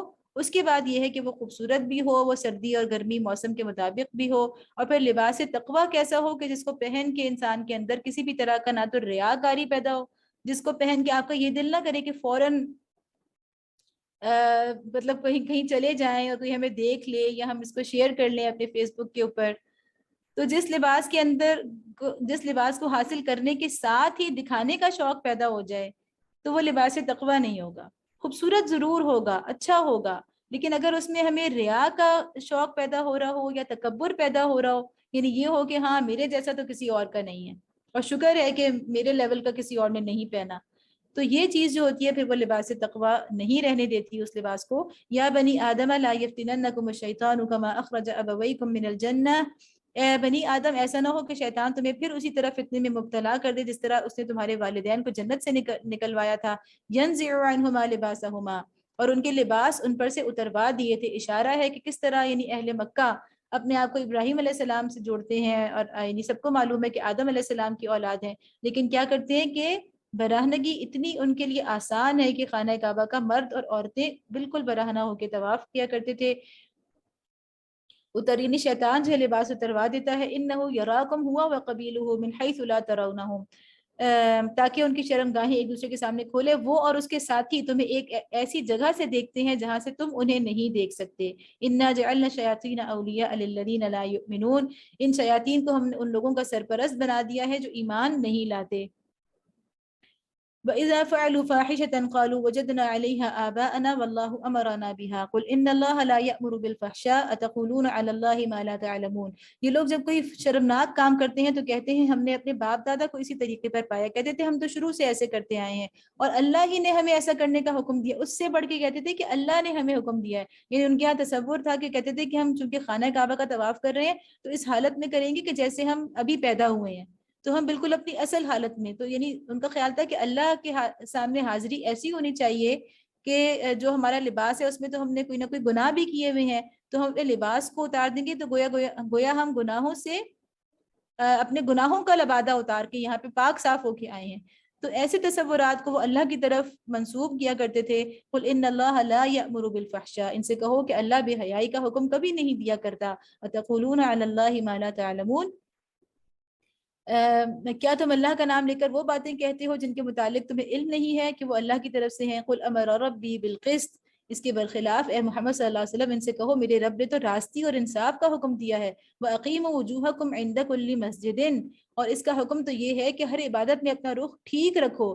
یعنی عبادت میں رخ یعنی اللہ کی سمت رکھو، اللہ سے پوچھو، اللہ سے مانگو اور دیکھو کہ اللہ کی طرف سے کیا آیا ہے.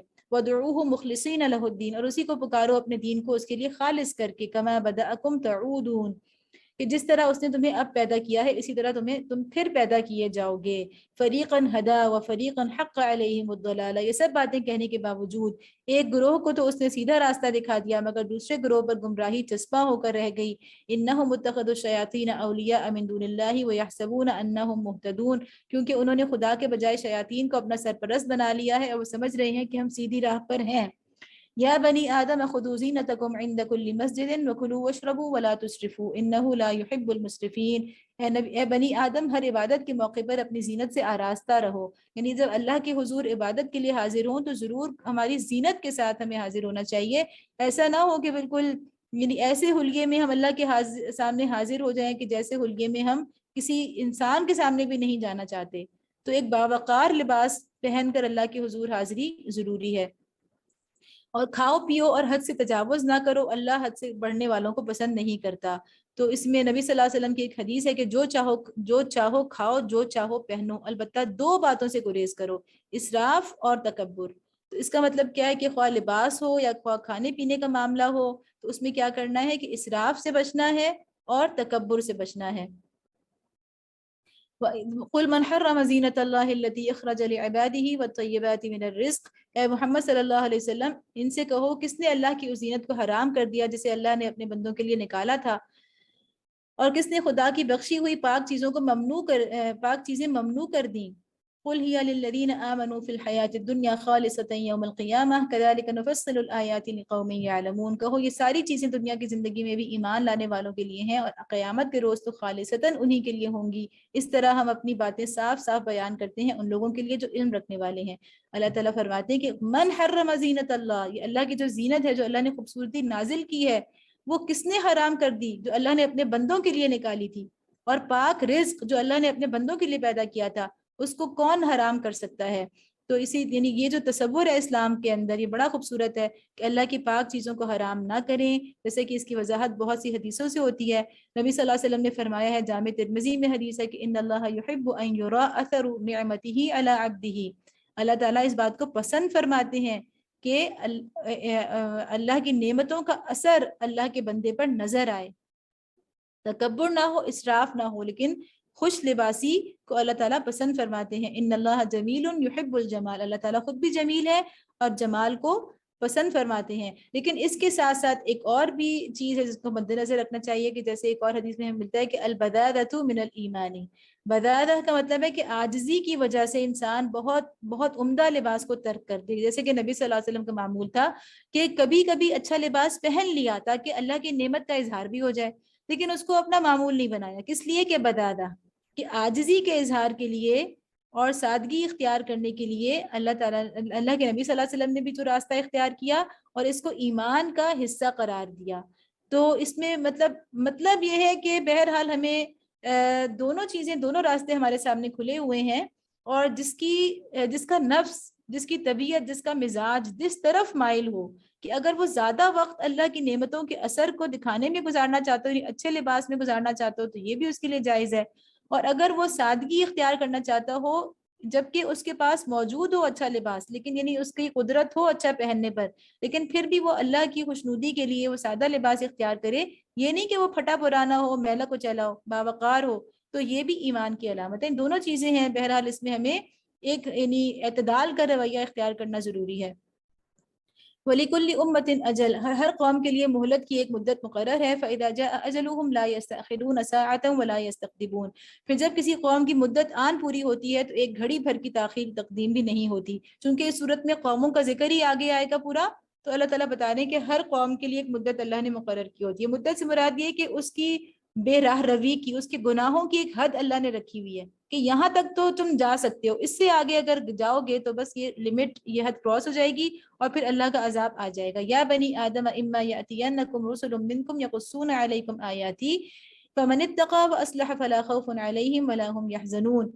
اور یہ بات اللہ نے آغاز تخلیق ہی میں صاف فرما دی تھی کہ اے بنی آدم، یاد رکھو اگر تمہارے پاس خود تمہیں میں سے ایسے رسول آئیں جو تمہیں میری آیات سنا رہے ہو، تو جو کوئی نافرمانی سے بچے گا اور اپنے رویے کی اصلاح کر لے گا، اس کے لیے کسی خوف اور رنج کا موقع نہیں ہے۔ یہاں پر ایک اور جو لفظ آیا تھا کہ اللہ تعالیٰ نے فرمایا تھا، میرا خیال ہے یہ آیت مجھ سے رہ گئی ہے، قل انما حرم ربی الفواحش ما ظہر منها وما بطن، کہ اللہ تعالیٰ نے کہا کہ زینت کو کس نے حرام کر دیا، اس کے بعد اللہ نے کہا کہ اللہ نے تو صرف یہ چیزیں حرام کی ہیں، اس کے علاوہ کچھ حرام نہیں کیا۔ تو کون سی چیزیں اللہ نے حرام کی ہیں؟ اے محمد صلی اللہ علیہ وسلم ان سے کہو کہ میرے رب نے جو چیزیں حرام کی ہیں وہ تو یہ ہیں، بے شرمی کے کام خواہ کھلے ہو یا چھپے، اور گناہ، اسم کیا ہوتا ہے؟ گناہ، اور حق کے خلاف زیادتی، والبغی بغیر الحق، وان تشرکوا باللہ ما لم ينزل به سلطانا وان تقولوا علی اللہ ما لا تعلمون، اور زیادتی، اور یہ کہ اللہ کے ساتھ تم کسی کو شریک کرو جس کے لیے اس نے کوئی سند نازل نہیں کی، اور یہ کہ اللہ کے نام پر کوئی ایسی بات کہو جس کے متعلق تمہیں علم نہ ہو کہ وہ حقیقت میں اسی نے فرمائی ہے۔ تو یہ باتیں اللہ نے حرام کی ہیں۔ یہاں پہ ہم فواحش کو تو ہم نے پہلے بھی پڑھا ہے، اسم جو ہے وہ دراصل کیا ہے؟ اسم گناہ کو کہتے ہیں، اور اس میں یہ ہے کہ جیسے عربی زبان میں آسمہ اس اونٹنی کو کہا جاتا ہے جو تیز چل سکتی ہو لیکن جان بوجھ کے آہستہ چلے، یعنی گناہ، وہ گناہ کے انسان سستی کی وجہ سے، غفلت کی وجہ سے جو گناہ کرتا ہے وہ اسم ہے۔ اور اسی کی ایک بہت خوبصورت تعریف نبی صلی اللہ علیہ وسلم نے فرمائی ہے کہ گناہ وہ ہے جو تیرے سینے میں کھٹکے اور لوگوں کے اس پر مطلع ہونے کو تو برا سمجھے، یعنی انسان کو خود پتہ چل جاتا ہے کہ یہ گناہ ہے یا نہیں، اگر ہم ڈر رہے ہیں کہ لوگوں کو اس کے بارے میں پتہ نہ چلے اور اسے برا محسوس کرتے ہیں تو یہ گناہ ہے۔ والذین کذبوا بآیاتنا واستکبروا عنها اولئک اصحاب النار هم فیها خالدون، اور جو لوگ ہماری آیات کو جھٹلائیں گے اور ان کے مقابلے میں سرکشی برتیں گے وہی اہل دوزخ ہوں گے جو وہ ہمیشہ جہاں وہ ہمیشہ رہیں گے۔ دیکھیں استکبروا آ رہا ہے جیسا کہ آدم علیہ السلام اور شیطان کے واقعے میں بھی یہی تھا، اسی کے لحاظ سے جو ہے وہ اس تکبر کا جو سلسلہ ہے، موضوع ہے، وہ چل رہا ہے۔ فمن اظلم ممن افترى علی اللہ کذبا او کذب بآیاتی، ظاہر ہے کہ اس سے بڑا ظالم اور کون ہوگا جو بالکل جھوٹی باتیں گھڑ کر اللہ کی طرف منسوب کرے یا اللہ کی سچی آیات کو جھٹلائے۔ اولئک ینالهم نصیبهم من الکتاب، ایسے لوگ اپنا نوشتہ تقدیر کے مطابق اپنا حصہ پاتے رہیں گے. حتی اذا جاءتهم رسلنا يتوفونهم قالوا اين ما كنتم تدعون من دون الله قالوا ضلوا عنا وشهدوا على انفسهم انهم كانوا كافرين. یہاں تک کہ وہ گھڑی آ جائے گی جب ہمارے بھیجے ہوئے فرشتے ان کی روحیں قبض کرنے کے لیے پہنچیں گے. اس وقت وہ ان سے پوچھیں گے کہ بتاؤ اب کہاں ہیں تمہارے وہ معبود جن کو تم خدا کے بجائے پکارتے تھے. وہ کہیں گے کہ سب ہم سے گم ہو گئے، اور وہ خود اپنے خلاف گواہی دیں گے کہ ہم باقی منکر حق تھے. قالت خلوا في قد خلت من قبلكم من الجن والانس في النار كلما دخلت لعنت اختها حتى اذا اداركوا فيها جميعا قالت اخراهم لاولاهم ربنا هؤلاء اضلونا فآتهم عذابا ضعفا من النار قال لكل ضعف ولكن لا تعلمون. یہاں ایک بڑا اچھا ایک اور جو قرآن کا اصول ہے بیان فرمایا جا رہا ہے کہ عذاب گھٹتا کیسے ہے، بڑھتا کیسے ہے. گناہ یا ثواب کیسے آخرت کے دن زیادہ ہو جائے گا، دو چند ہو جائے گا، ملٹی پلائی ہو جائے گا. یہ ایک اصول ہے جو قرآن میں اس آیت کے علاوہ اور مقامات پر بھی بیان کیا ہے اللہ تعالیٰ نے، کہ اللہ فرمائے گا جاؤ تم بھی کسی جہنم میں چلے جاؤ جس میں تم سے پہلے گزرے ہوئے گروہ جن و انس جا چکے ہیں. یعنی زمانے کے اعتبار سے جو لوگ پہلے پیدا ہوئے ہیں اللہ تعالیٰ ان کو پہلے جہنم میں داخل کریں گے، اور جب بعد والوں کو اس میں بھیجیں گے تو وہ کہیں گے، اور ہر گروہ جب جہنم میں داخل ہوگا تو اپنے پیش رو گروہ پر لعنت کرتا ہوا داخل ہوگا، یعنی اپنے سے پہلوں والوں پر لعنت کرتا ہوا داخل ہوگا. حتیٰ کہ جب سب وہاں جمع ہو جائیں گے تو ہر بعد والا گروہ پہلے گروہ کے حق میں کہے گا کہ اے رب یہ لوگ تھے جنہوں نے ہم کو گمراہ کیا، لہٰذا انہیں آگ کا دوہرا عذاب دے. جواب میں ارشاد ہوگا ہر ایک کے لیے دوہرا ہی عذاب ہے. قال لکل ضعف، ہر ایک کے لیے دوہرا عذاب ہے، ڈبل ہے. ولکن لا تعلمون، مگر تم جانتے نہیں ہو. تو اس کا مطلب کیا ہے کہ وہ کیوں کہیں گے کہ ان کی وجہ سے ہمیں عذاب، ہم گناہ میں پڑے اس لیے ان کو ہم سے ڈبل عذاب ہونا چاہیے. تو اللہ تعالیٰ فرماتے ہیں کہ ہر ایک کے لیے دوہرا، اس لیے کہ آپ کے بعد آنے والے جو ہیں وہ آپ سے متاثر ہوئے تھے، انہوں نے آپ سے سیکھا تھا. تو یہ ایک سلسلہ ہے، ایک چین ہے جو چلتی چلی جاتی ہے، جیسا کہ ہم نے پیچھے بھی پڑھا تھا کہ جیسا کہ ہر قتل میں جو حصہ ملتا ہے گناہ کا وہ آدم علیہ السلام کے بیٹے قابیل کو جاتا ہے. تو ہمیں اللہ تعالیٰ توفیق دے کہ ہم اچھائیاں اپنے پیچھے چھوڑ کر جائیں، اچھی روایتیں، اچھی عادتیں، اچھے طور طریقے ہم اپنے گھروں میں اپنے خاندانوں میں دے کر جائیں تاکہ اس کا ثواب جو ہے وہ ہمیں ملتا رہے. وقالت اولاہم لاخراہم، اور پہلا گروہ دوسرے گروہ سے کہے گا فما کان لکم علینا من فضل فذوقوا العذاب بما کنتم تکسبون، کہ اگر ہم قابل الزام تھے تو تم ہی کو ہم پر کون سی فضیلت حاصل تھی، اب اپنی کمائی کے نتیجے میں عذاب کا مزہ چکھو. یعنی تم چاہتے تو ہماری پیروی نہ کرتے. ان الذين كذبوا بآياتنا واستكبروا عنها لا تفتح لهم ابواب السماء ولا يدخلون الجنة حتى يلج الجمل في سم الخياط وكذلك نجزي المجرمين. یقین جانو جن لوگوں نے ہماری آیات کو جھٹلایا ہے اور ان کے مقابلے میں سرکشی کی ہے، ان کے لیے آسمان کے دروازے ہرگز نہ کھولے جائیں گے. ان کا جنت میں جانا اتنا ہی ناممکن ہے جتنا سوئی کے ناکے سے اونٹ کا گزرنا. مجرموں کو ہمارے ہاں ایسا ہی بدلہ ملا کرتا ہے جنہوں نے آیات کو جھٹلا دیا. وَاسْتَكْبَرُوا، دیکھیں بار بار یہاں پہ یعنی ہر صورت میں نا کچھ الفاظ ہوتے ہیں، ہر صورت کو آپ کچھ الفاظ سے پہچان سکتے ہیں. تو یہاں پہ ہم دیکھ رہے ہیں کہ سورۃ الاعراف میں آدم علیہ السلام کا قصہ بالکل شروع میں اللہ تعالیٰ نے بیان کیا، اور اس میں اصل چیز کیا تھی؟ استکبار. تو اب وہی چیز آگے تک چل رہی ہے کہ جنہوں نے جھٹلایا، اور کیوں جھٹلایا؟ تکبر کی وجہ سے جھٹلا دیا. تو یہ تکبر جو ہے وہ اللہ تعالیٰ یہاں پہ اس کا خصوصاً اس کو بیان فرما رہے ہیں کہ کس طرح وہ جہنم میں لے جانے کا باعث بنتا ہے. لہم من جہنم مہاد ومن فوقہم غواش، ان کے لیے تو جہنم کا بچھونا ہوگا اور جہنم ہی کا اوڑھنا ہے، اوڑھنا. وکذالک نجزی الظالمین، یہ ہے وہ جزا جو ہم ظالموں کو دیا کرتے ہیں. والذین آمنوا وعملوا الصالحات لا نکلف نفسا الا وسعها اولئک اصحاب الجنہ هم فیہا خالدون. بخلاف اس کے جن لوگوں نے ہماری آیات کو مان لیا ہے اور اچھے کام کیے ہیں، اور اس باب میں ہم ہر ایک کو اس کی استطاعت ہی کے مطابق ذمہ دار ٹھہراتے ہیں. یعنی اللہ تعالیٰ بار بار کہہ رہے ہیں کہ دیکھو تمہارے اوپر تمہاری وسعت سے زیادہ پوچھ گچھ نہیں ہے، باز پرس نہیں ہے، مکلف نہیں ہو تم اپنی اس سے بڑھ کے. تو وہ اہل جنت ہیں جہاں وہ ہمیشہ رہیں گے. وَنَزَعْنَا مَا فِي صُدُورِهِم مِّن غِلٍّ تَجْرِي مِن تَحْتِهِمُ الْأَنْهَارُ وَقَالُوا الْحَمْدُ لِلَّهِ الَّذِي هَدَانَا لِهَٰذَا. ان کے دلوں میں ایک دوسرے کے خلاف جو کچھ کدورت ہوگی اسے ہم نکال دیں گے. یعنی اہل جنت کی بات ہو رہی ہے کہ دنیا میں اگر آپس میں کوئی اونچ نیچ ہو گئی تھی، کوئی آپس میں رنج ایک دوسرے سے آ گیا تھا، کوئی ناراضگی ہو گئی تھی، تو اللہ تعالیٰ جنت میں داخل کرنے سے پہلے ان کے دلوں سے ساری کدورتیں نکال دیں گے. جنت میں جب داخل ہوں گے تو بالکل صاف دل لے کر داخل ہوں گے. ان کے نیچے نہریں بہتی ہوں گی. وقالوا الحمد للہ الذی ہدانا لہذا، اور وہ کہیں گے کہ تعریف خدا ہی کے لیے ہے جس نے ہمیں یہ راستہ دکھایا. وما كنا لنهتدي لولا ان هدانا اللہ، ہم خود راہ نہ پا سکتے تھے، یعنی ہم خود ہدایت کے راستے پہ چلنا ہمارے لیے بالکل ممکن نہیں تھا اگر خدا ہماری، اگر اللہ ہماری رہنمائی نہ کرتا. لقد جاءت رسل ربنا بالحق ونودوا ان تلكم الجنة اورثتموها بما كنتم تعملون. ہمارے رب کے بھیجے ہوئے رسول واقعی حق ہی لے کر آئے تھے، یعنی اس وقت وہ ساری چیزیں انہیں یاد آنی شروع ہو جائیں گی، اہل جنت کو بھی اہل جہنم کو بھی، کہ ہاں دیکھو رسول آئے تھے، ہم نے اچھا ہوا کہ ہم نے ان کی بات مان لی، اور وہ اسی دن کی ہمیں باتیں بتاتے تھے اور آج وہ دن آ گیا. تو وہ ساری چیزیں ان کے ذہن میں جو ہے دنیا کی وہ چل رہی ہوں گی.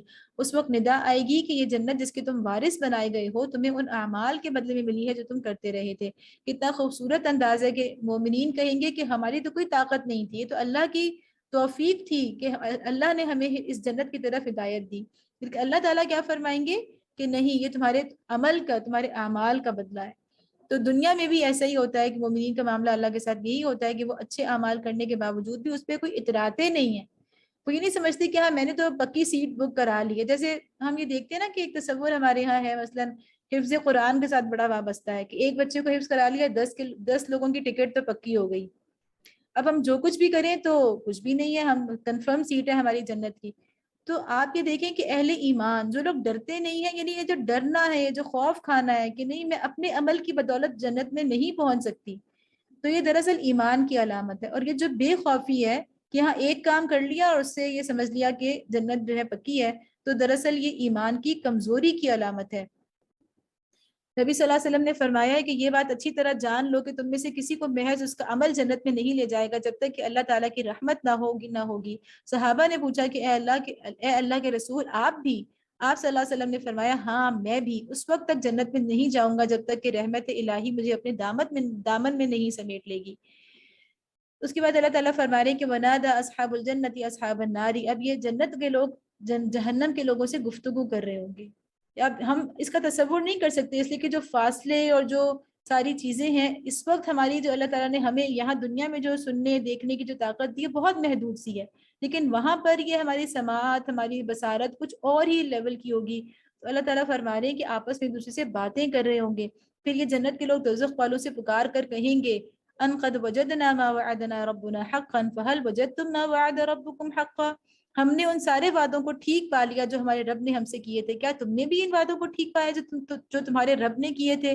قالوا نعم، وہ جواب دیں گے ہاں. فاذن مؤذن بینہم اللعنۃ اللہ علی الظالمین، تب ایک پکارنے والا ان کے درمیان پکارے گا کہ خدا کی لعنت ان ظالموں پر.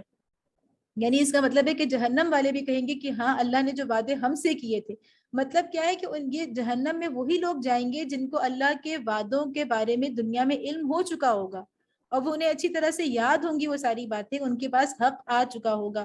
الذین یصدون عن سبیل اللہ ویبغونها عوجا وهم بالآخرۃ کافرون، جو اللہ کے راستے سے لوگوں کو روکتے اور اسے ٹیڑھا کرنا چاہتے تھے اور آخرت کے منکر تھے.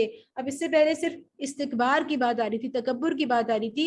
اب یصدون جو ہے وہ اس سے بھی بڑا جرم ہے. اور وہ کیا جرم ہے کہ خود نہیں روکتے تھے بلکہ اوروں کو بھی روکتے تھے. اب آپ مشرکین جو تھے قریش کے، ان کے آپ تصور میں لے آئیں کہ ان کے سردار اس وقت کیا کام کر رہے تھے. وہ یہی کر رہے تھے نا کہ خود تو رکے ہوئے ہی تھے لیکن وہ دوسروں کو بھی اللہ کے راستے سے روک رہے تھے. وَبَيْنَهُمَا حِجَابٌ وَعَلَى الْأَعْرَافِ رِجَالٌ يَعْرِفُونَ كُلًّا بِسِيمَاهُمْ وَنَادَوْا أَصْحَابَ الْجَنَّةِ أَنْ سَلَامٌ عَلَيْكُمْ لَمْ يَدْخُلُوهَا وَهُمْ يَطْمَعُونَ. ان دونوں گروہوں کے درمیان ایک اوٹ حائل ہوگی، پردہ ایک حائل ہو جائے گا جس کی بلندیوں، یعنی اس پردے کی بلندیوں پر، اعراف کہا گیا ہے اس کو، علی الاعراف. اعراف کا لفظی مطلب ہے بلندیاں، لیکن وہ ایک ایسی یعنی بلند مقام ہوگا جس کو اللہ نے اعراف کہا ہے. اعراف پر کچھ لوگ اور ہوں گے جو یہ ہر ایک کو اس کے قافیہ قیافہ سے پہچانیں گے. یعرفون کلا بسیماہم، یعنی ان کے چہروں سے، ان کے حلیوں سے یہ اہل جہنم کو بھی پہچان رہے ہوں گے. ان کے اوپر ہوں گے، اوپر سے انہیں دونوں دنیایں نظر آ رہی ہوں گی، جنت کی بھی اور جہنم کی بھی، اور یہ وہاں اپنے جاننے والوں کو پہچان رہے ہوں گے. وَنَادَوْا أَصْحَابَ الْجَنَّةِ أَنْ سَلَامٌ عَلَيْكُمْ لَمْ يَدْخُلُوهَا وَهُمْ يَطْمَعُونَ، اور وہ ان دونوں سے مکالمہ کریں گے، ان دونوں سے بات چیت کریں گے اور جنت والوں سے پکار کر کہیں گے کہ سلامتی ہو تم پر، یہ لوگ جنت میں داخل تو نہیں ہوئے مگر اس کے امیدوار ہوں گے.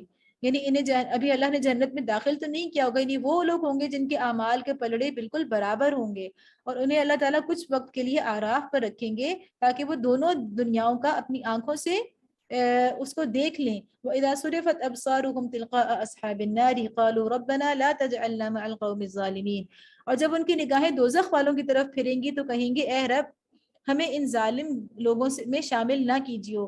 وَنَادَى أَصْحَابُ الْأَعْرَافِ رِجَالًا يَعْرِفُونَهُمْ بِسِيمَاهُمْ قَالُوا مَا أَغْنَى عَنْكُمْ جَمْعُكُمْ وَمَا كُنْتُمْ تَسْتَكْبِرُونَ، پھر یہ اعراف کے لوگ دوزخ کی چند بڑی بڑی شخصیتوں کو ان کی علامتوں سے پہچان کر پکاریں گے کہ دیکھ لیا تم نے، آج نہ تمہارے جتھے تمہارے کسی کام آئے اور نہ وہ ساز و سامان جن کو تم بڑی چیز سمجھتے تھے۔ یعنی کیا ہوگا کہ یہ لوگ بڑی بڑی شخصیتوں کو، یعنی جو لوگ یہاں دنیا میں بڑے تھے اس دن وہاں بھی وہ پہچانے جائیں گے، اور ان سے یہ لوگ مخاطب ہو کر کہیں گے کہ ان کا عذاب ایک طرح سے ان کے اوپر ایک رسوا کن عذاب اس طرح سے ہوگا کہ ان کے اوپر تانا دیا جائے گا کہ تمہارے جتھے کہاں ہیں، تمہاری وہ طاقت کہاں ہے، تمہارے وہ اختیارات کہاں ہیں، تمہاری وہ ساری جو دنیا میں تمہارا زور تھا ایک، جس کے بل بوتے پر تم دوسروں کو حقیر بھی سمجھتے رہے، اور تم سمجھتے رہے کہ تمہیں ضرورت نہیں ہے اس بات کی کہ تم اللہ کی ہدایت کی طرف آؤ، اس لیے کہ تمہیں اتنی اچھی دنیا ملی ہوئی ہے، دنیا میں تمہیں اتنا اختیار ملا ہوا ہے اور اتنا ایک اعلیٰ مقام ملا ہوا ہے، ایک عزت کا مقام ملا ہوا ہے دنیا میں، کہ اس کی وجہ سے وہ تمہارے راستے کی رکاوٹ بن گیا، اور تم اس کے اوپر غرور کر کے تم اللہ کی ہدایت سے بے نیاز ہو گئے۔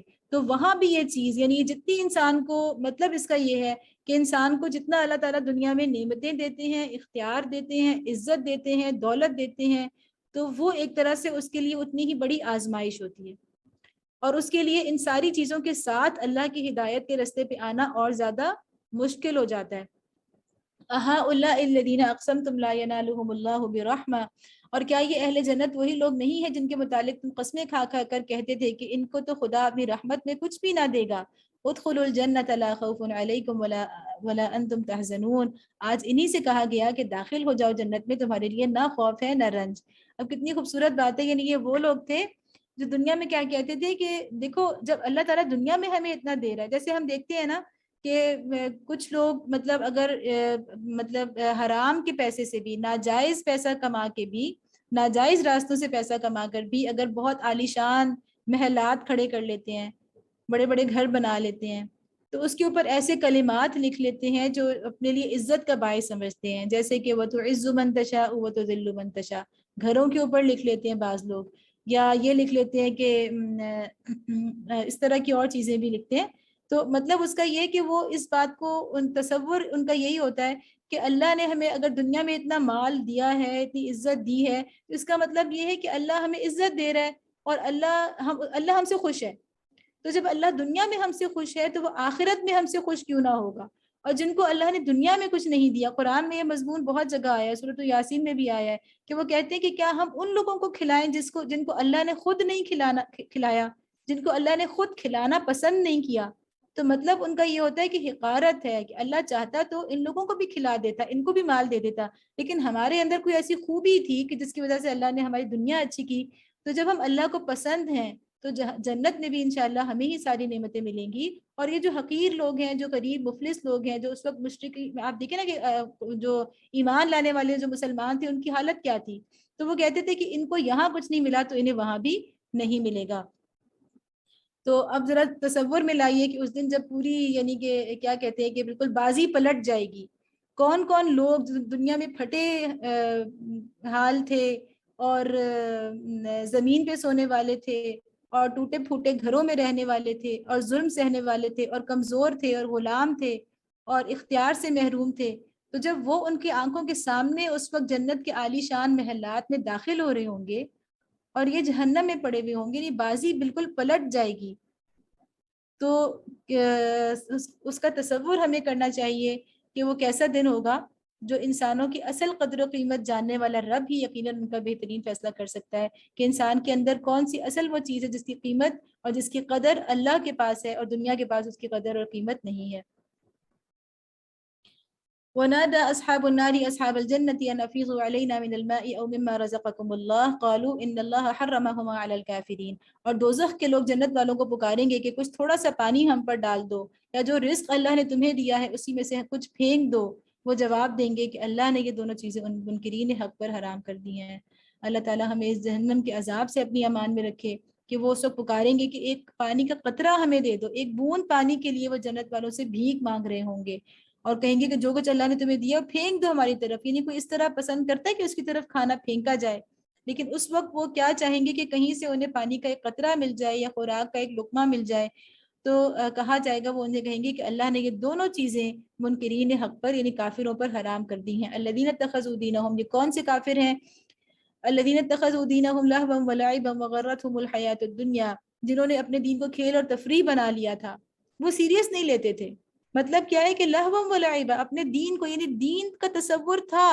یہ وہ لوگ نہیں ہیں جو ملحد ہیں، جو بالکل خدا کا انکار کرنے والے ہیں، بلکہ دین کا تصور رکھتے تھے، دین کو مانتے تھے، لیکن کیا کر رہے تھے؟ دین کو کھیل اور تماشا بنا لیا تھا، دین کو تفریح بنا لیا تھا. مطلب اس کو سیریس نہیں لیتے تھے کہ ہاں ٹھیک ہے جب ٹائم ملے گا تو دیکھ لیں گے، فی الحال تو بہت ساری مصروفیات ہیں، ابھی اتنا ٹائم نہیں ہے کہ ہم قرآن کو سمجھیں، اس کے لیے وقت نکالیں. تو یہ مطلب ہے کہ ان کو دنیا کی زندگی نے دھوکے میں ڈال دیا تھا. فَالْيَوْمَ نَنْسَاهُمْ كَمَا نَسُوا لِقَاءَ يَوْمِهِمْ هَذَا وَمَا كَانُوا بِآيَاتِنَا يَجْحَدُونَ.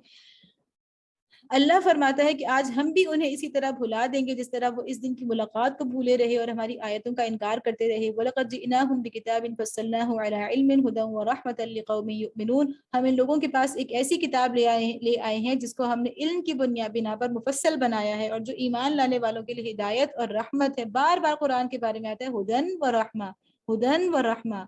تو کون ہے جو اس رحمت کو اپنے لیے حاصل نہیں کرنا چاہے گا؟ هل ينظرون الا تأویلا، اب کیا یہ لوگ اس کے سوا کسی اور بات کے منتظر ہیں کہ وہ انجام سامنے آ جائے جس کی یہ کتاب خبر دے رہی ہے؟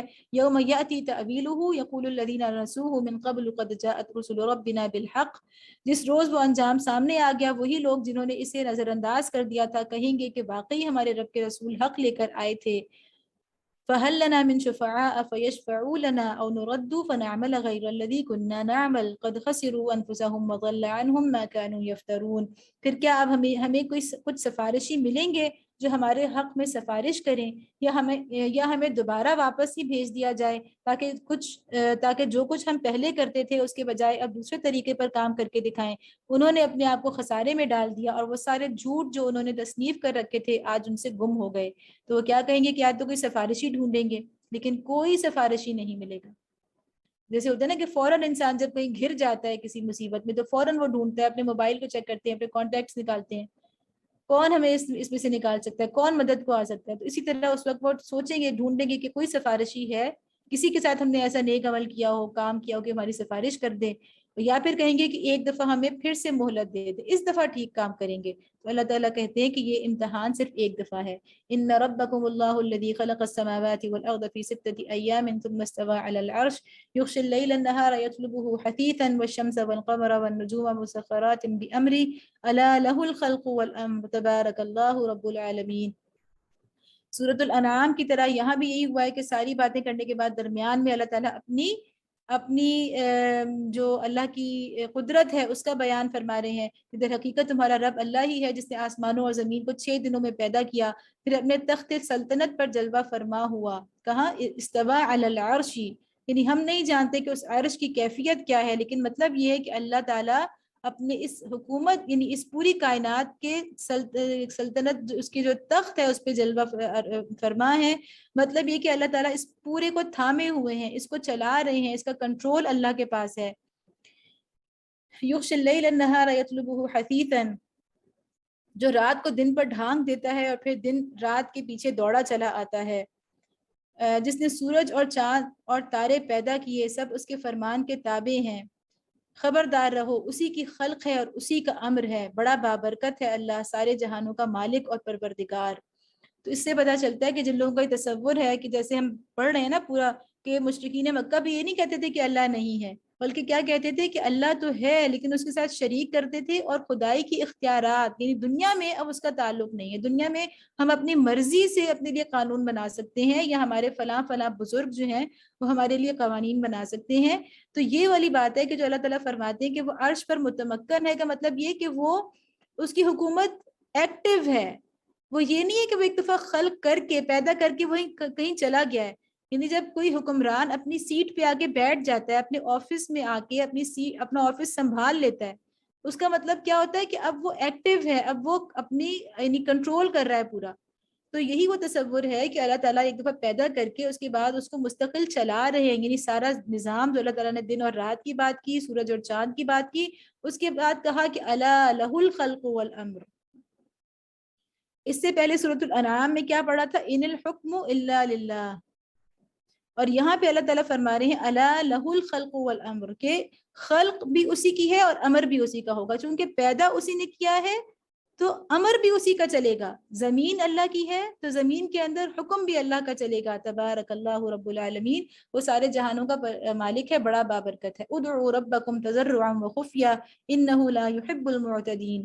تو اس رب سے جو اتنی بڑی کائنات کو سنبھالنے والا ہے، جس کا امر چل رہا ہے دنیا کے اندر، تو اللہ تعالیٰ فرما رہے ہیں کہ اس کو پکارو، اس سے قریب ہو جاؤ، اس سے اپنا تعلق بنا لو، اور اس کو پکارو چپکے چپکے بھی اور گڑ گڑا کر بھی، ٹھیک ہے؟ یعنی کہ عاجزی کے ساتھ بھی اور خفیہ طریقے سے بھی، اور حد سے گزرنے والوں کو وہ پسند نہیں کرتا۔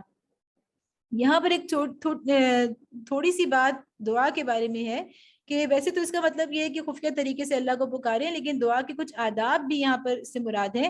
جیسے کہ اللہ تعالیٰ نے کہا کہ حد سے گزرنے والوں کو پسند نہیں کرتے، دعا میں بھی آپ کو حد سے نہیں گزرنا۔ جیسے کہ نبی صلی اللہ علیہ وسلم کی ایک حدیث ہے کہ نبی صلی اللہ علیہ وسلم نے فرمایا تھا کہ لوگوں اپنے نفس کے ساتھ نرمی کرو، یعنی اپنی آواز کو پست رکھو، تم جس کو پکار رہے ہو وہ بہرا ہے نہ غائب، یعنی ایسے زور زور سے دعا مانگنا یہ ایک طرح سے پسندیدہ نہیں ہے۔ نبی صلی اللہ علیہ وسلم نے اس سے منع فرمایا ہے۔ دعا میں عاجزی ہونی چاہیے، دعا میں خفیہ دعا ہونی چاہیے، اعلانیہ دعا سے ہمیں حد الامکان بچنا چاہیے۔ کبھی اعلانیہ بھی کرائیں تو حرج نہیں ہے، لیکن اس میں ایک عاجزی ہونی چاہیے، آواز میں پستی ہونی چاہیے، وہ تمہاری دعائیں سننے والا اور قریب ہے، نبی صلی اللہ علیہ وسلم فرما رہے ہیں۔ ایک اور حدیث ہے جو ابی داؤد میں آئی ہے، اس میں ایک واقعہ بیان ہوا ہے کہ عبداللہ بن مغفل ایک صحابی تھے، ان کے بیٹے ایک مرتبہ ان کے سامنے دعا مانگ رہے تھے اللہ سے، اور وہ اس طرح تفصیل سے دعا مانگ رہے تھے، یعنی پورا ایکسپلین کر رہے تھے کہ اللہ مجھے جنت میں کس ٹائپ کا گھر چاہیے اور کہاں چاہیے، یعنی پوری لوکیشن بتا رہے تھے کہ جنت کے دائیں جانب مجھے سفید رنگ کا محل۔